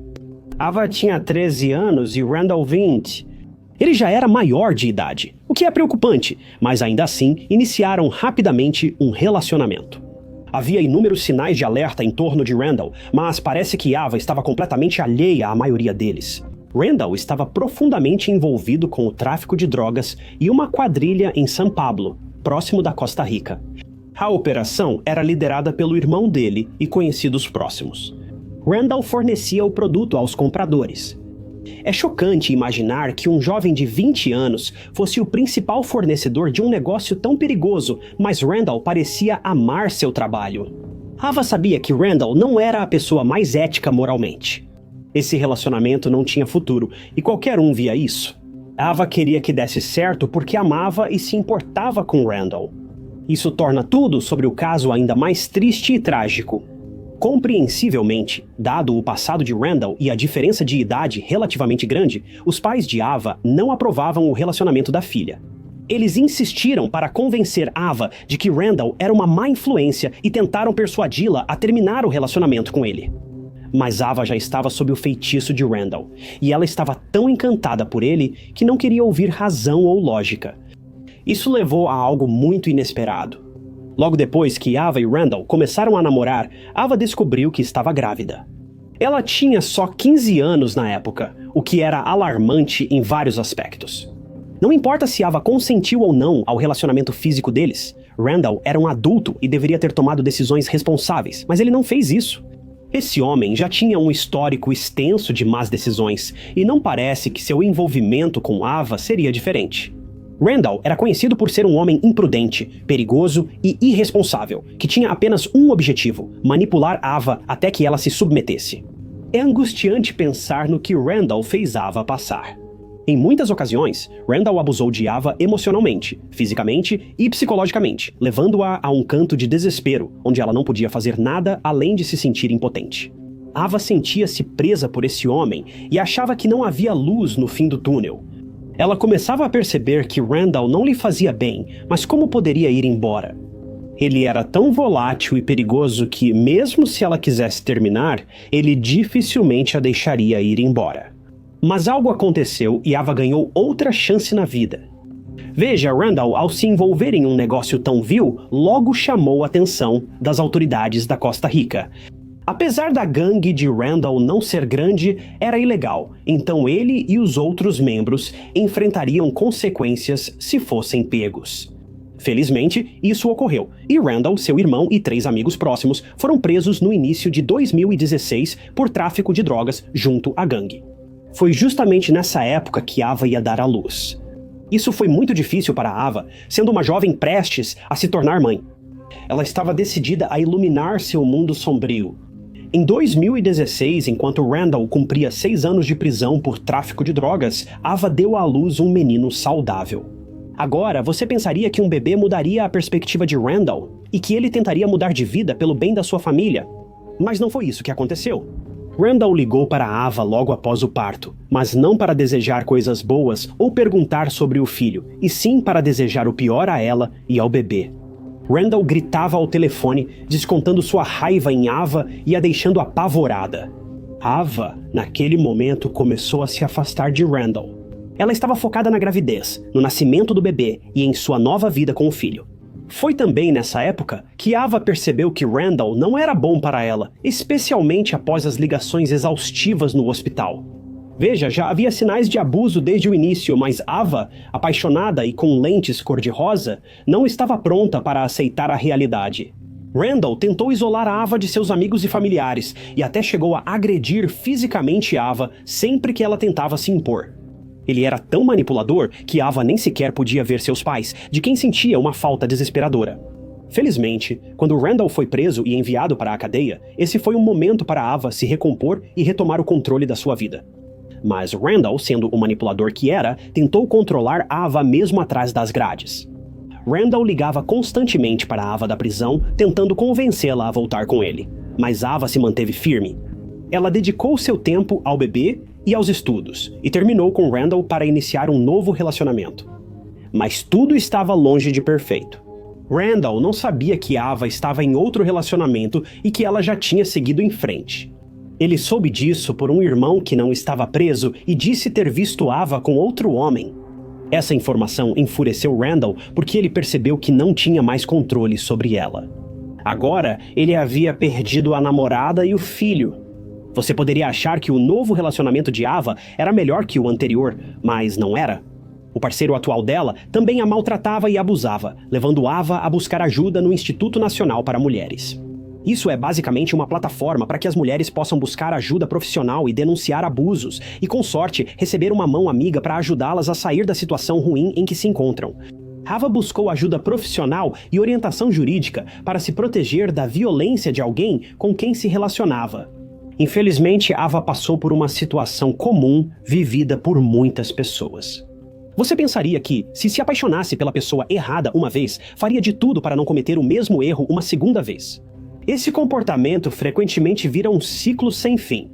Isso faz muitos seguirem o caminho errado por acharem que sempre se apaixonam pelo mesmo tipo de pessoa. E vamos ser honestos, é exatamente isso que está acontecendo, mas não é culpa da vítima. Esse tipo de pensamento, esse tipo de atração, por falta de uma palavra melhor, se torna tão fácil de se prender que parece que se apega ao seu DNA. Isso se torna parte de quem você é, tanto que você nem consegue imaginar como mudar esse padrão de pensamento. Por isso, muitos começam a se culpar, mas isso nunca acaba bem, e é uma forma perturbadora de ver a situação. Felizmente, Ava percebeu o perigo à frente e buscou ajuda profissional a tempo. Parabéns por encontrar uma saída. Esse foi o momento em que Ava decidiu lutar pelos direitos das mulheres, expressando pensamentos comoventes no Facebook. Ela participou de vários movimentos e campanhas de conscientização e, em um deles, apareceu com o filho segurando um cartaz: "Na minha família, não há espaço para o ódio." Ava, agora mais empoderada, foi ao Tribunal de Família da Costa Rica e obteve uma ordem de proteção contra seu ex-parceiro Randall. Mas uma simples folha de papel não adiantaria, porque o mal estava se aproximando rapidamente de Ava, e ela estava prestes a vivenciar a coisa mais horrível que alguém poderia presenciar em sua vida.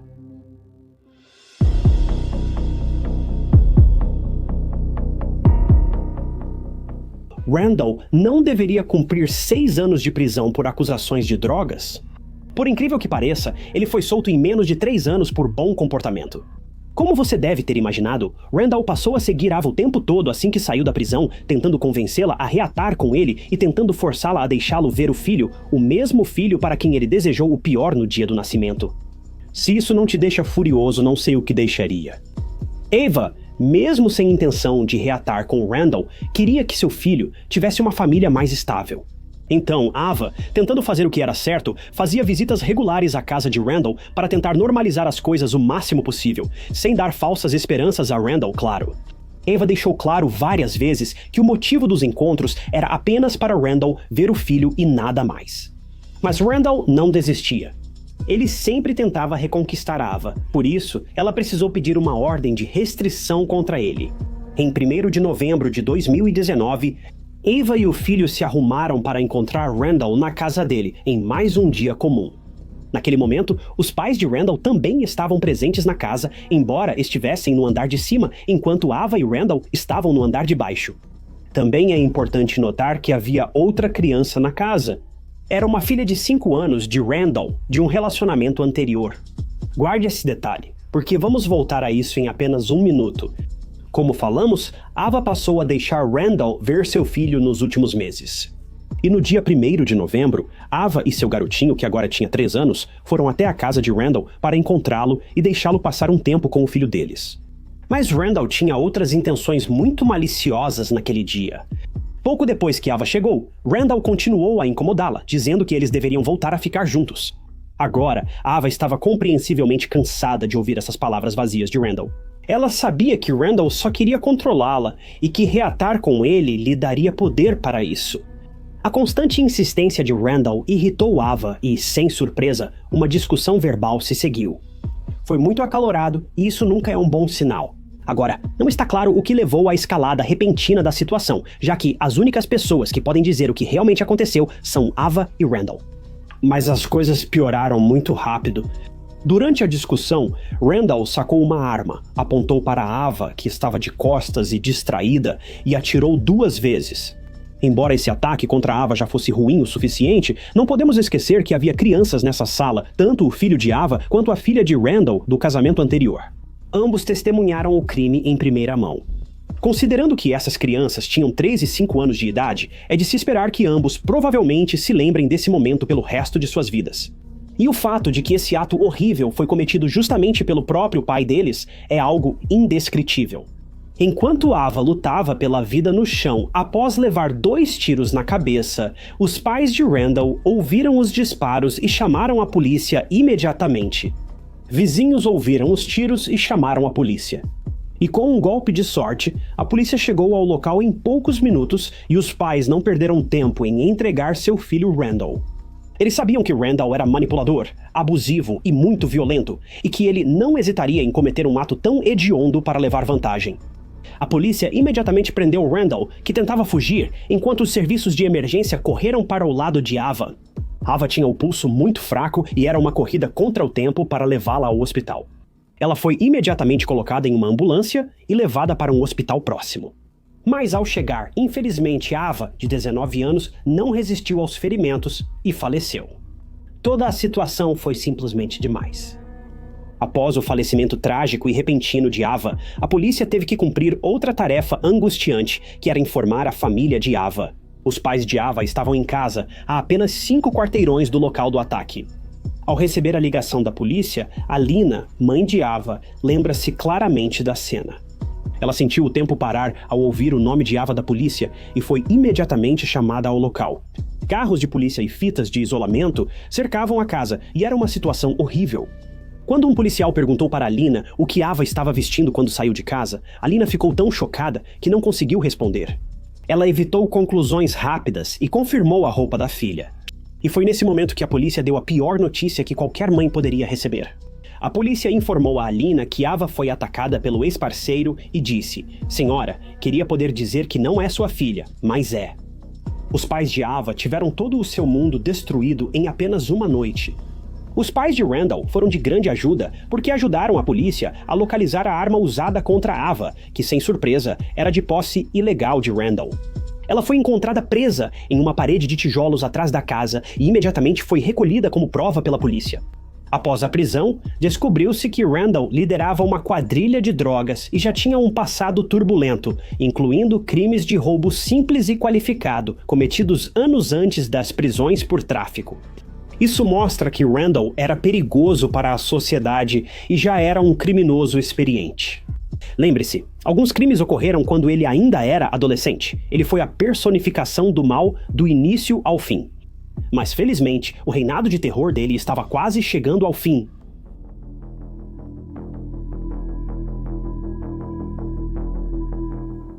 O funeral de Ava foi realizado em 3 de novembro de 2019, que caiu em um domingo. Ava foi sepultada por seus pais, amigos e admiradores de seu espírito e visão. A morte de Ava virou notícia nacional e chocou e entristeceu as pessoas. O presidente da Costa Rica, Carlos Alvarado, fez uma declaração sobre o trágico falecimento de Ava e disse, abre aspas, "Estou profundamente entristecido pelo assassinato de Ava e de todas as outras mulheres que foram vítimas de violência." Para contextualizar, a Costa Rica enfrenta muitos casos de violência e assassinatos de mulheres, todos ligados ao problema social da violência de gênero. Após o falecimento devastador de Ava, a guarda do filho dela foi concedida aos pais de Ava, que estavam tratando o menino com todo o amor e atenção que Ava gostaria de dar a ele em vida. Tragicamente, esse jovem terá que viver sem a mãe e o pai, e com a lembrança de seu pai apontando a arma para sua mãe desavisada, o que é algo assustador e devastador para uma criança presenciar. Não consigo imaginar as dificuldades que esse pobre jovem vai enfrentar. Esse tipo de trauma não existe cura. Não existe terapia que possa apagar o que esse garotinho presenciou naquela noite. Em julho de 2021, 2 anos depois que Randall atacou e tirou a vida de Ava, o julgamento começou. Esse era um julgamento aguardado por todos, pois era a única forma de justiça para Ava e a única maneira de sua família finalmente encontrar paz. A promotoria apresentou provas de abuso no relacionamento de Ava e Randall, juntamente com depoimentos de testemunhas, e enfatizou o fato de que Randall era violento com Ava e tinha toda a intenção de tirar a vida dela no dia do crime. A defesa de Randall disse que ele agiu por ciúmes ao ver Ava receber uma videochamada íntima de outro homem no dia do crime, o que é uma desculpa ridícula. Isso me faz pensar se essa equipe de defesa realmente acreditava no caso desde o início ou se eles estavam apenas inventando coisas do nada para garantir que esse homem fosse para a prisão. No final, o júri deliberou e Randall foi considerado culpado. Ele recebeu a sentença máxima, que foi de 35 anos de prisão. Infelizmente, isso indica que esse homem provavelmente será solto um dia e ainda terá boa parte da vida pela frente. Enquanto isso, a família de Ava fica com uma ferida que nunca vai cicatrizar. Eles nunca poderiam imaginar que sua filha seria tirada deles tão cedo e de uma forma tão cruel. Ava era alguém que lutava pelos direitos das mulheres e contra a agressão de gênero, mas acabou presa na mesma teia e, infelizmente, não conseguiu sair viva. Apesar das medidas de proteção, o governo da Costa Rica declarou que erradicar a violência contra as mulheres é prioridade nacional máxima. Essas palavras só terão valor quando praticadas, só o tempo mostrará se realmente querem mudar. A tragédia de Ava, em 1º de novembro de 2019, poderia ter sido evitada se o agressor não tivesse sido libertado tão cedo, apesar das graves acusações. Se tivessem levado a sério os pedidos de ajuda de Ava, talvez ela ainda estivesse aqui, viva, tentando melhorar o mundo. É mais fácil falar do que fazer sair de um relacionamento abusivo ou deixar de ser alvo de agressão. Mas sempre existe uma saída. Ninguém merece ser humilhado ou violentado só por causa do gênero. E se estamos sempre pregando que o mundo precisa ser um lugar melhor, então precisamos alinhar nossas ações e visões com os resultados que queremos ver, independentemente de gênero, raça ou etnia. Já disse isso antes e vou continuar dizendo. Histórias de crimes reais focam em casos femininos porque, em países como este, 8 em cada 10 casos de violência doméstica têm mulheres como vítimas. Isso não é maioria simples, é 80%. É preciso conscientizar mais sobre esses casos e agir. E para pessoas como você e eu, que não têm autoridade política para mudar as leis, isso pode significar coisas tão simples quanto ficar ainda mais atento às mulheres de quem você gosta e também aos homens, nesse caso. Não ignore relatos de pessoas que se sentem alvo, perseguidas ou desconfortáveis. Conheço pessoas que sofreram perseguição, investidas indesejadas e até situações piores. Não faço essas acusações levianamente, mas os agressores foram tratados rapidamente e não são mais um problema. Essa é a urgência que todos devem ter em situações assim. Este mundo precisa ser um lugar mais seguro para todos, e ninguém deveria ter que viver com o medo constante de assédio sexual ou relacional. Ninguém.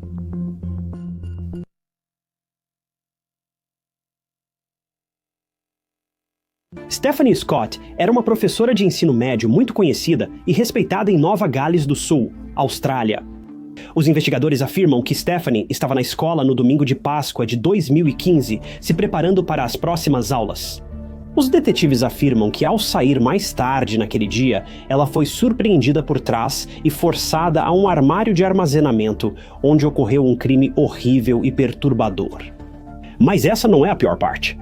Como a polícia logo descobriria, esse crime afetaria muito mais de perto do que se imaginava. Isso porque, como logo se veria, Stephanie conhecia muito bem a pessoa por trás do crime.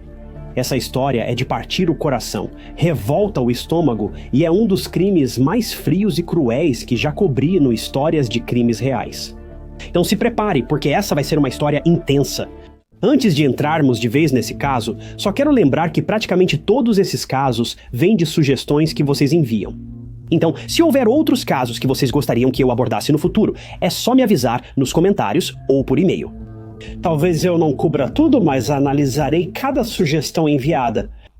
Stephanie Scott nasceu em 14 de outubro de 1988 em Sydney, Austrália. Filha de Robert e Marilyn Scott, Stephanie tinha apenas 26 anos em 2015, quando este caso aconteceu. O pai de Stephanie era diretor de uma escola secundária próxima durante grande parte da infância dela, o que significa que Stephanie era bem informada sobre o funcionamento do sistema escolar público. Com isso em mente, não é surpresa que ela mesma tenha decidido se juntar e se tornar professora depois da faculdade. Stephanie dava aulas na escola secundária de Lytton, em Nova Gales do Sul. Lytton é uma comunidade bem pequena, comparada a cidades semelhantes nos Estados Unidos da América, com cerca de 7.400 habitantes. Fica a mais de 130 quilômetros da cidade mais próxima, fora do caminho comum. Ao pesquisar sobre esse caso, encontrei vários moradores locais que insistem que a cidade é um lugar maravilhoso para se viver. Mas também encontrei alguns comentários sobre crimes na região que são bem preocupantes, com uma pessoa afirmando que o abuso de substâncias é um problema bem sério em Lytton. Essa pessoa afirma que o problema ficou tão grave que você vê pessoas nas ruas de Lytton negociando em plena luz do dia ou até mesmo no balcão dos mercados locais, aparentemente sem se importar com quem possa vê-los ou denunciá-los. Agora, obviamente eu não posso confirmar esses rumores, mas isso com certeza faz a gente questionar o quão boa Lytton realmente é como cidade.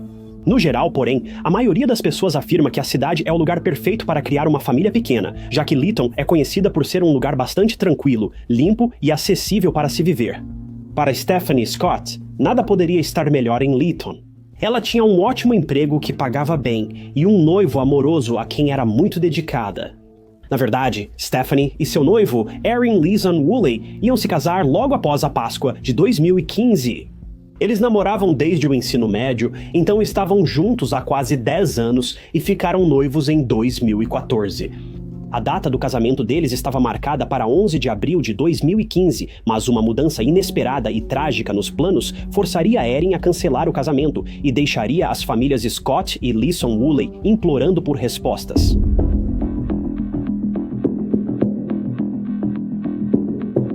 Era 3 de abril de 2015.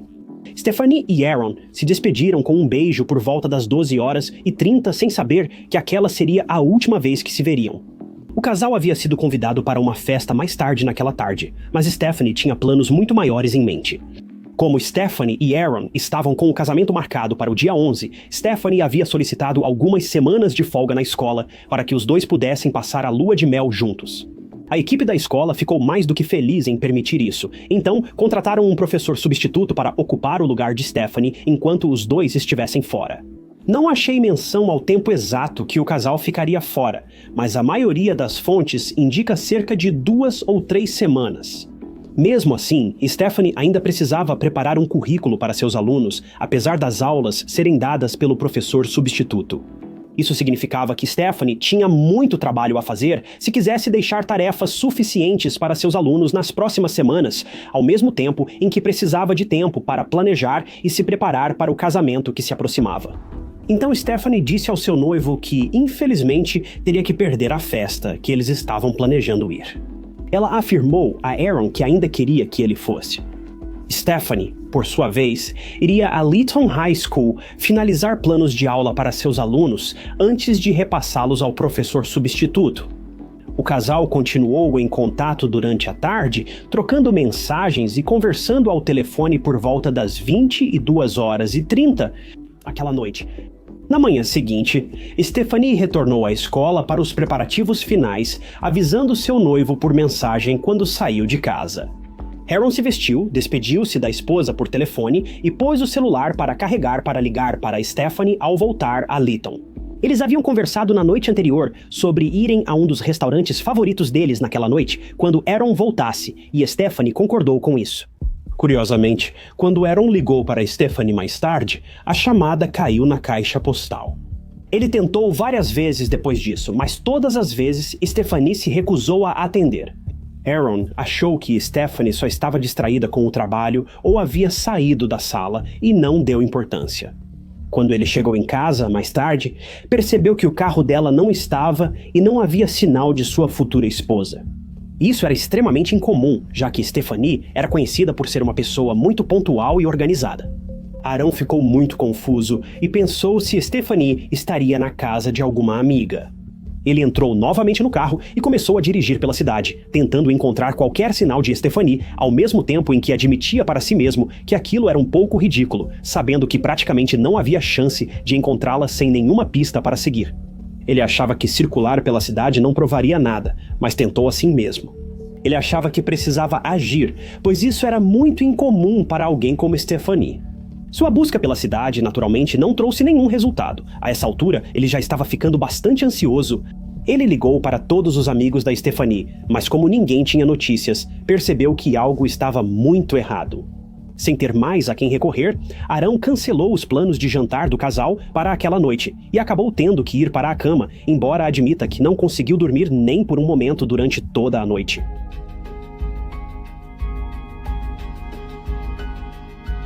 Ao amanhecer, sem notícias de Stephanie, Aaron percebeu que era hora de contatar a família dela.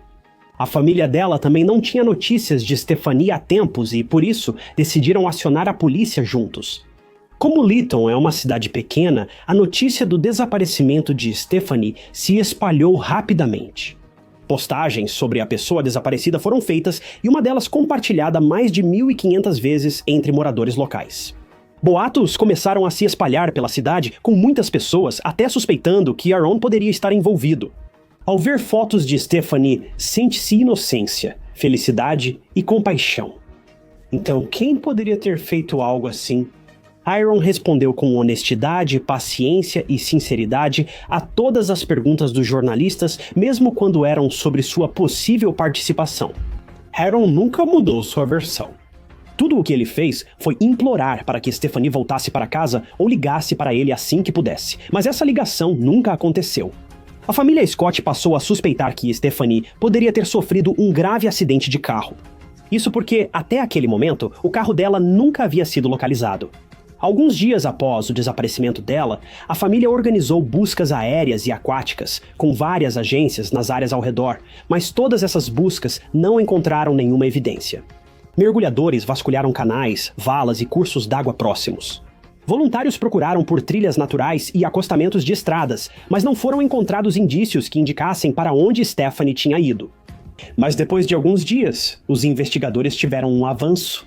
Os detetives anunciaram que haviam localizado o carro de Stephanie em um campo a cerca de 11 quilômetros fora de Lytton. O carro estava totalmente fora de lugar, estacionado a uma curta distância de uma trilha cercada por grama alta. O problema era que Stephanie ainda não tinha sido encontrada. Ela não estava no carro e não havia nenhuma indicação de como o carro poderia ter parado ali em primeiro lugar. Aaron e a família de Stephanie agora precisavam aceitar que provavelmente Stephanie não deixou o carro ali por vontade própria. Ela havia sido sequestrada.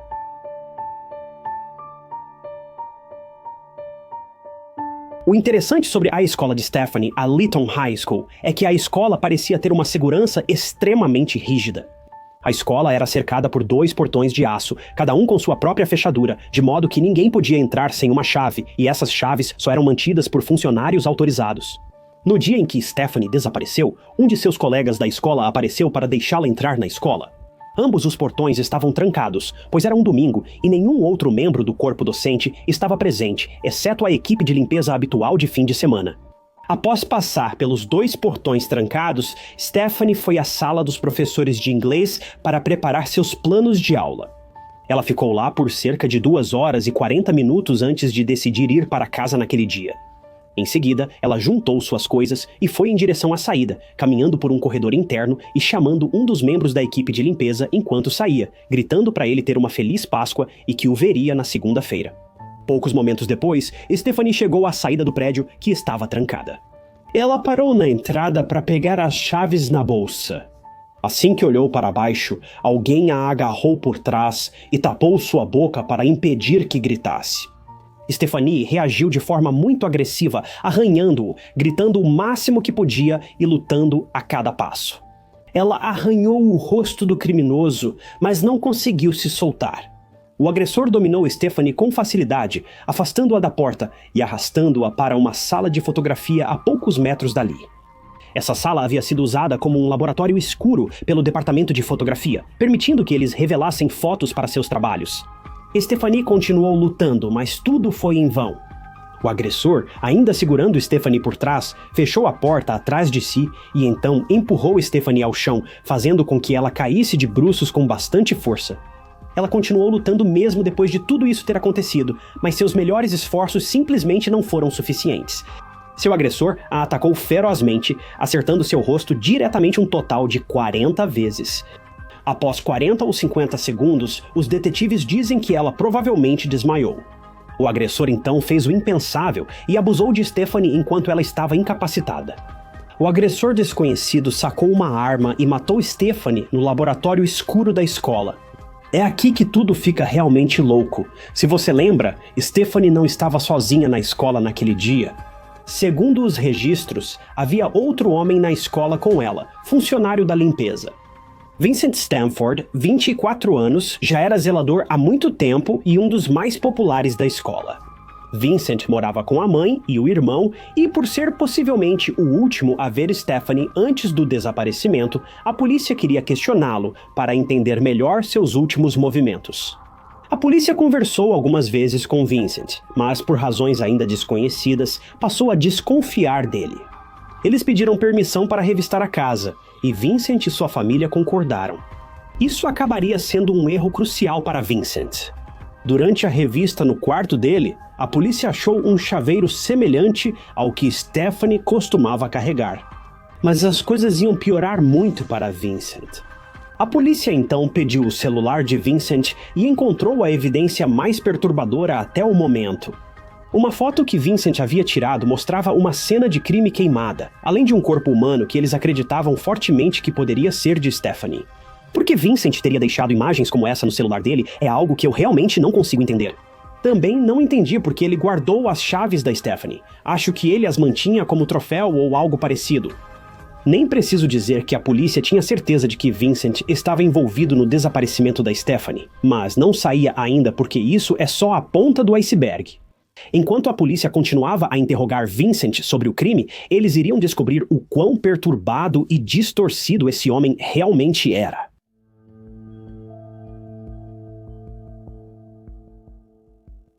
Enquanto a polícia falava com Vincent, ele logo percebeu que não tinha para onde fugir. Ele deu à polícia uma desculpa improvisada para ter fotos tão estranhas e perturbadoras no celular, mas era claramente mentira. A polícia também havia encontrado um par de algemas manchadas de sangue em seu quarto, então era bastante óbvio o que havia acontecido ali. Mas os detalhes do crime e o crime que Vincent havia planejado para o futuro são dois dos aspectos mais chocantes deste caso. Os investigadores dizem que, após ser confrontado com tantas provas condenatórias, Vincent desistiu e confessou o assassinato de Stephanie Scott. Quando a polícia pediu para ele explicar como o crime havia acontecido, bem, foi aí que as coisas ficaram extremamente assustadoras, para dizer o mínimo. Vincent admitiu tudo. Agarrou-a por trás, levou-a à sala escura de fotografia e tirou sua vida enquanto ela estava inconsciente. Mas depois de ter feito isso, Vincent explicou que deixou cair sua faca no chão da sala escura, se levantou e foi para casa. Ele fez um sanduíche de queijo, tomou café e aproveitou a refeição antes de voltar à escola para limpar os rastros. Ele recolheu casualmente tudo o que Stephanie deixou cair na luta, inclusive as chaves do carro. Depois, ele colocou Stephanie em uma lona plástica no porta-malas do carro dela e voltou à escola para terminar a limpeza. Ele afirma ter usado uma lavadora de alta pressão para limpar a cena do crime e depois dirigiu o carro dela até sua casa. Ele estacionou o carro de Stephanie atrás de um galpão em seu próprio quintal e depois voltou a pé para a escola para pegar o seu próprio carro. Ao chegar à escola, pegou o carro e voltou para remover tábuas do laboratório fotográfico para esconder melhor seu crime. Um policial confirmou a linha do tempo ao registrar o carro de Vincent na câmera veicular às 15h35 daquela tarde. Depois de um tempo, ele retornou ao carro de Stephanie, foi a um posto, encheu um galão de gasolina e voltou para o carro. As câmeras de segurança registraram a cena depois, confirmando a história contada por Vincent aos investigadores. No dia seguinte, 6 de abril, Vincent dirigiu o carro de Stephanie mais uma vez, desta vez até o Parque Nacional Coca-Para, entre 50 e 70 quilômetros da escola. Ele pôs o corpo dela no chão, com várias evidências do crime e itens incriminadores achados no carro de Stephanie. Ele jogou gasolina em Stephanie e nos objetos, incendiou tudo e fugiu de carro. Enquanto dirigia o carro de Stephanie, ele descartou vários itens e latas de lixo ao longo do caminho de volta para Lytton. Nenhum desses itens foi recuperado, pois já estavam em aterros sanitários quando a polícia iniciou a investigação. Após Vincent admitir o crime, a polícia fez novas buscas em sua casa e encontrou um caderno estranho com vários detalhes sobre uma garota local, que estimavam ter 12 anos. Quando a polícia questionou Vincent sobre esses cadernos, ele nem sequer tentou mentir. Ele admitiu estar perseguindo uma garota local que seria sua próxima vítima. Em entrevistas posteriores, Vincent revelou ter pensamentos violentos desde os 8 anos. Ele frequentemente pensava em tirar a vida de alguém. Stephanie apenas estava no lugar errado, na hora errada. E Vincent finalmente viu a oportunidade de colocar em prática suas fantasias distorcidas. Stephanie era uma jovem brilhante e amorosa que foi tirada do mundo cedo demais. Stephanie tinha muito a oferecer aos alunos, mas esse inútil pedaço de lixo humano atirou de sua família, de seu amado noivo e de seus alunos antes mesmo que sua vida realmente começasse.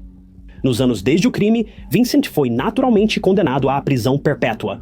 A família dela entrou com uma ação contra o Departamento de Educação de Nova Gales do Sul, assim como contra a empresa de limpeza responsável por Vincent. Um acordo privado foi feito, mas isso não diminuiu a dor que a família de Stephanie sentirá para sempre. Aaron, ex-noivo de Stephanie, reencontrou o amor e ficou noivo de outra pessoa em 2021 buscando superar o trauma que viveu. A vida de Stephanie foi tragicamente interrompida, mas o único aspecto positivo é que a investigação tirou de circulação mais um monstro das ruas e possivelmente salvou a vida da menina de 12 anos que seria a próxima vítima de Vincent.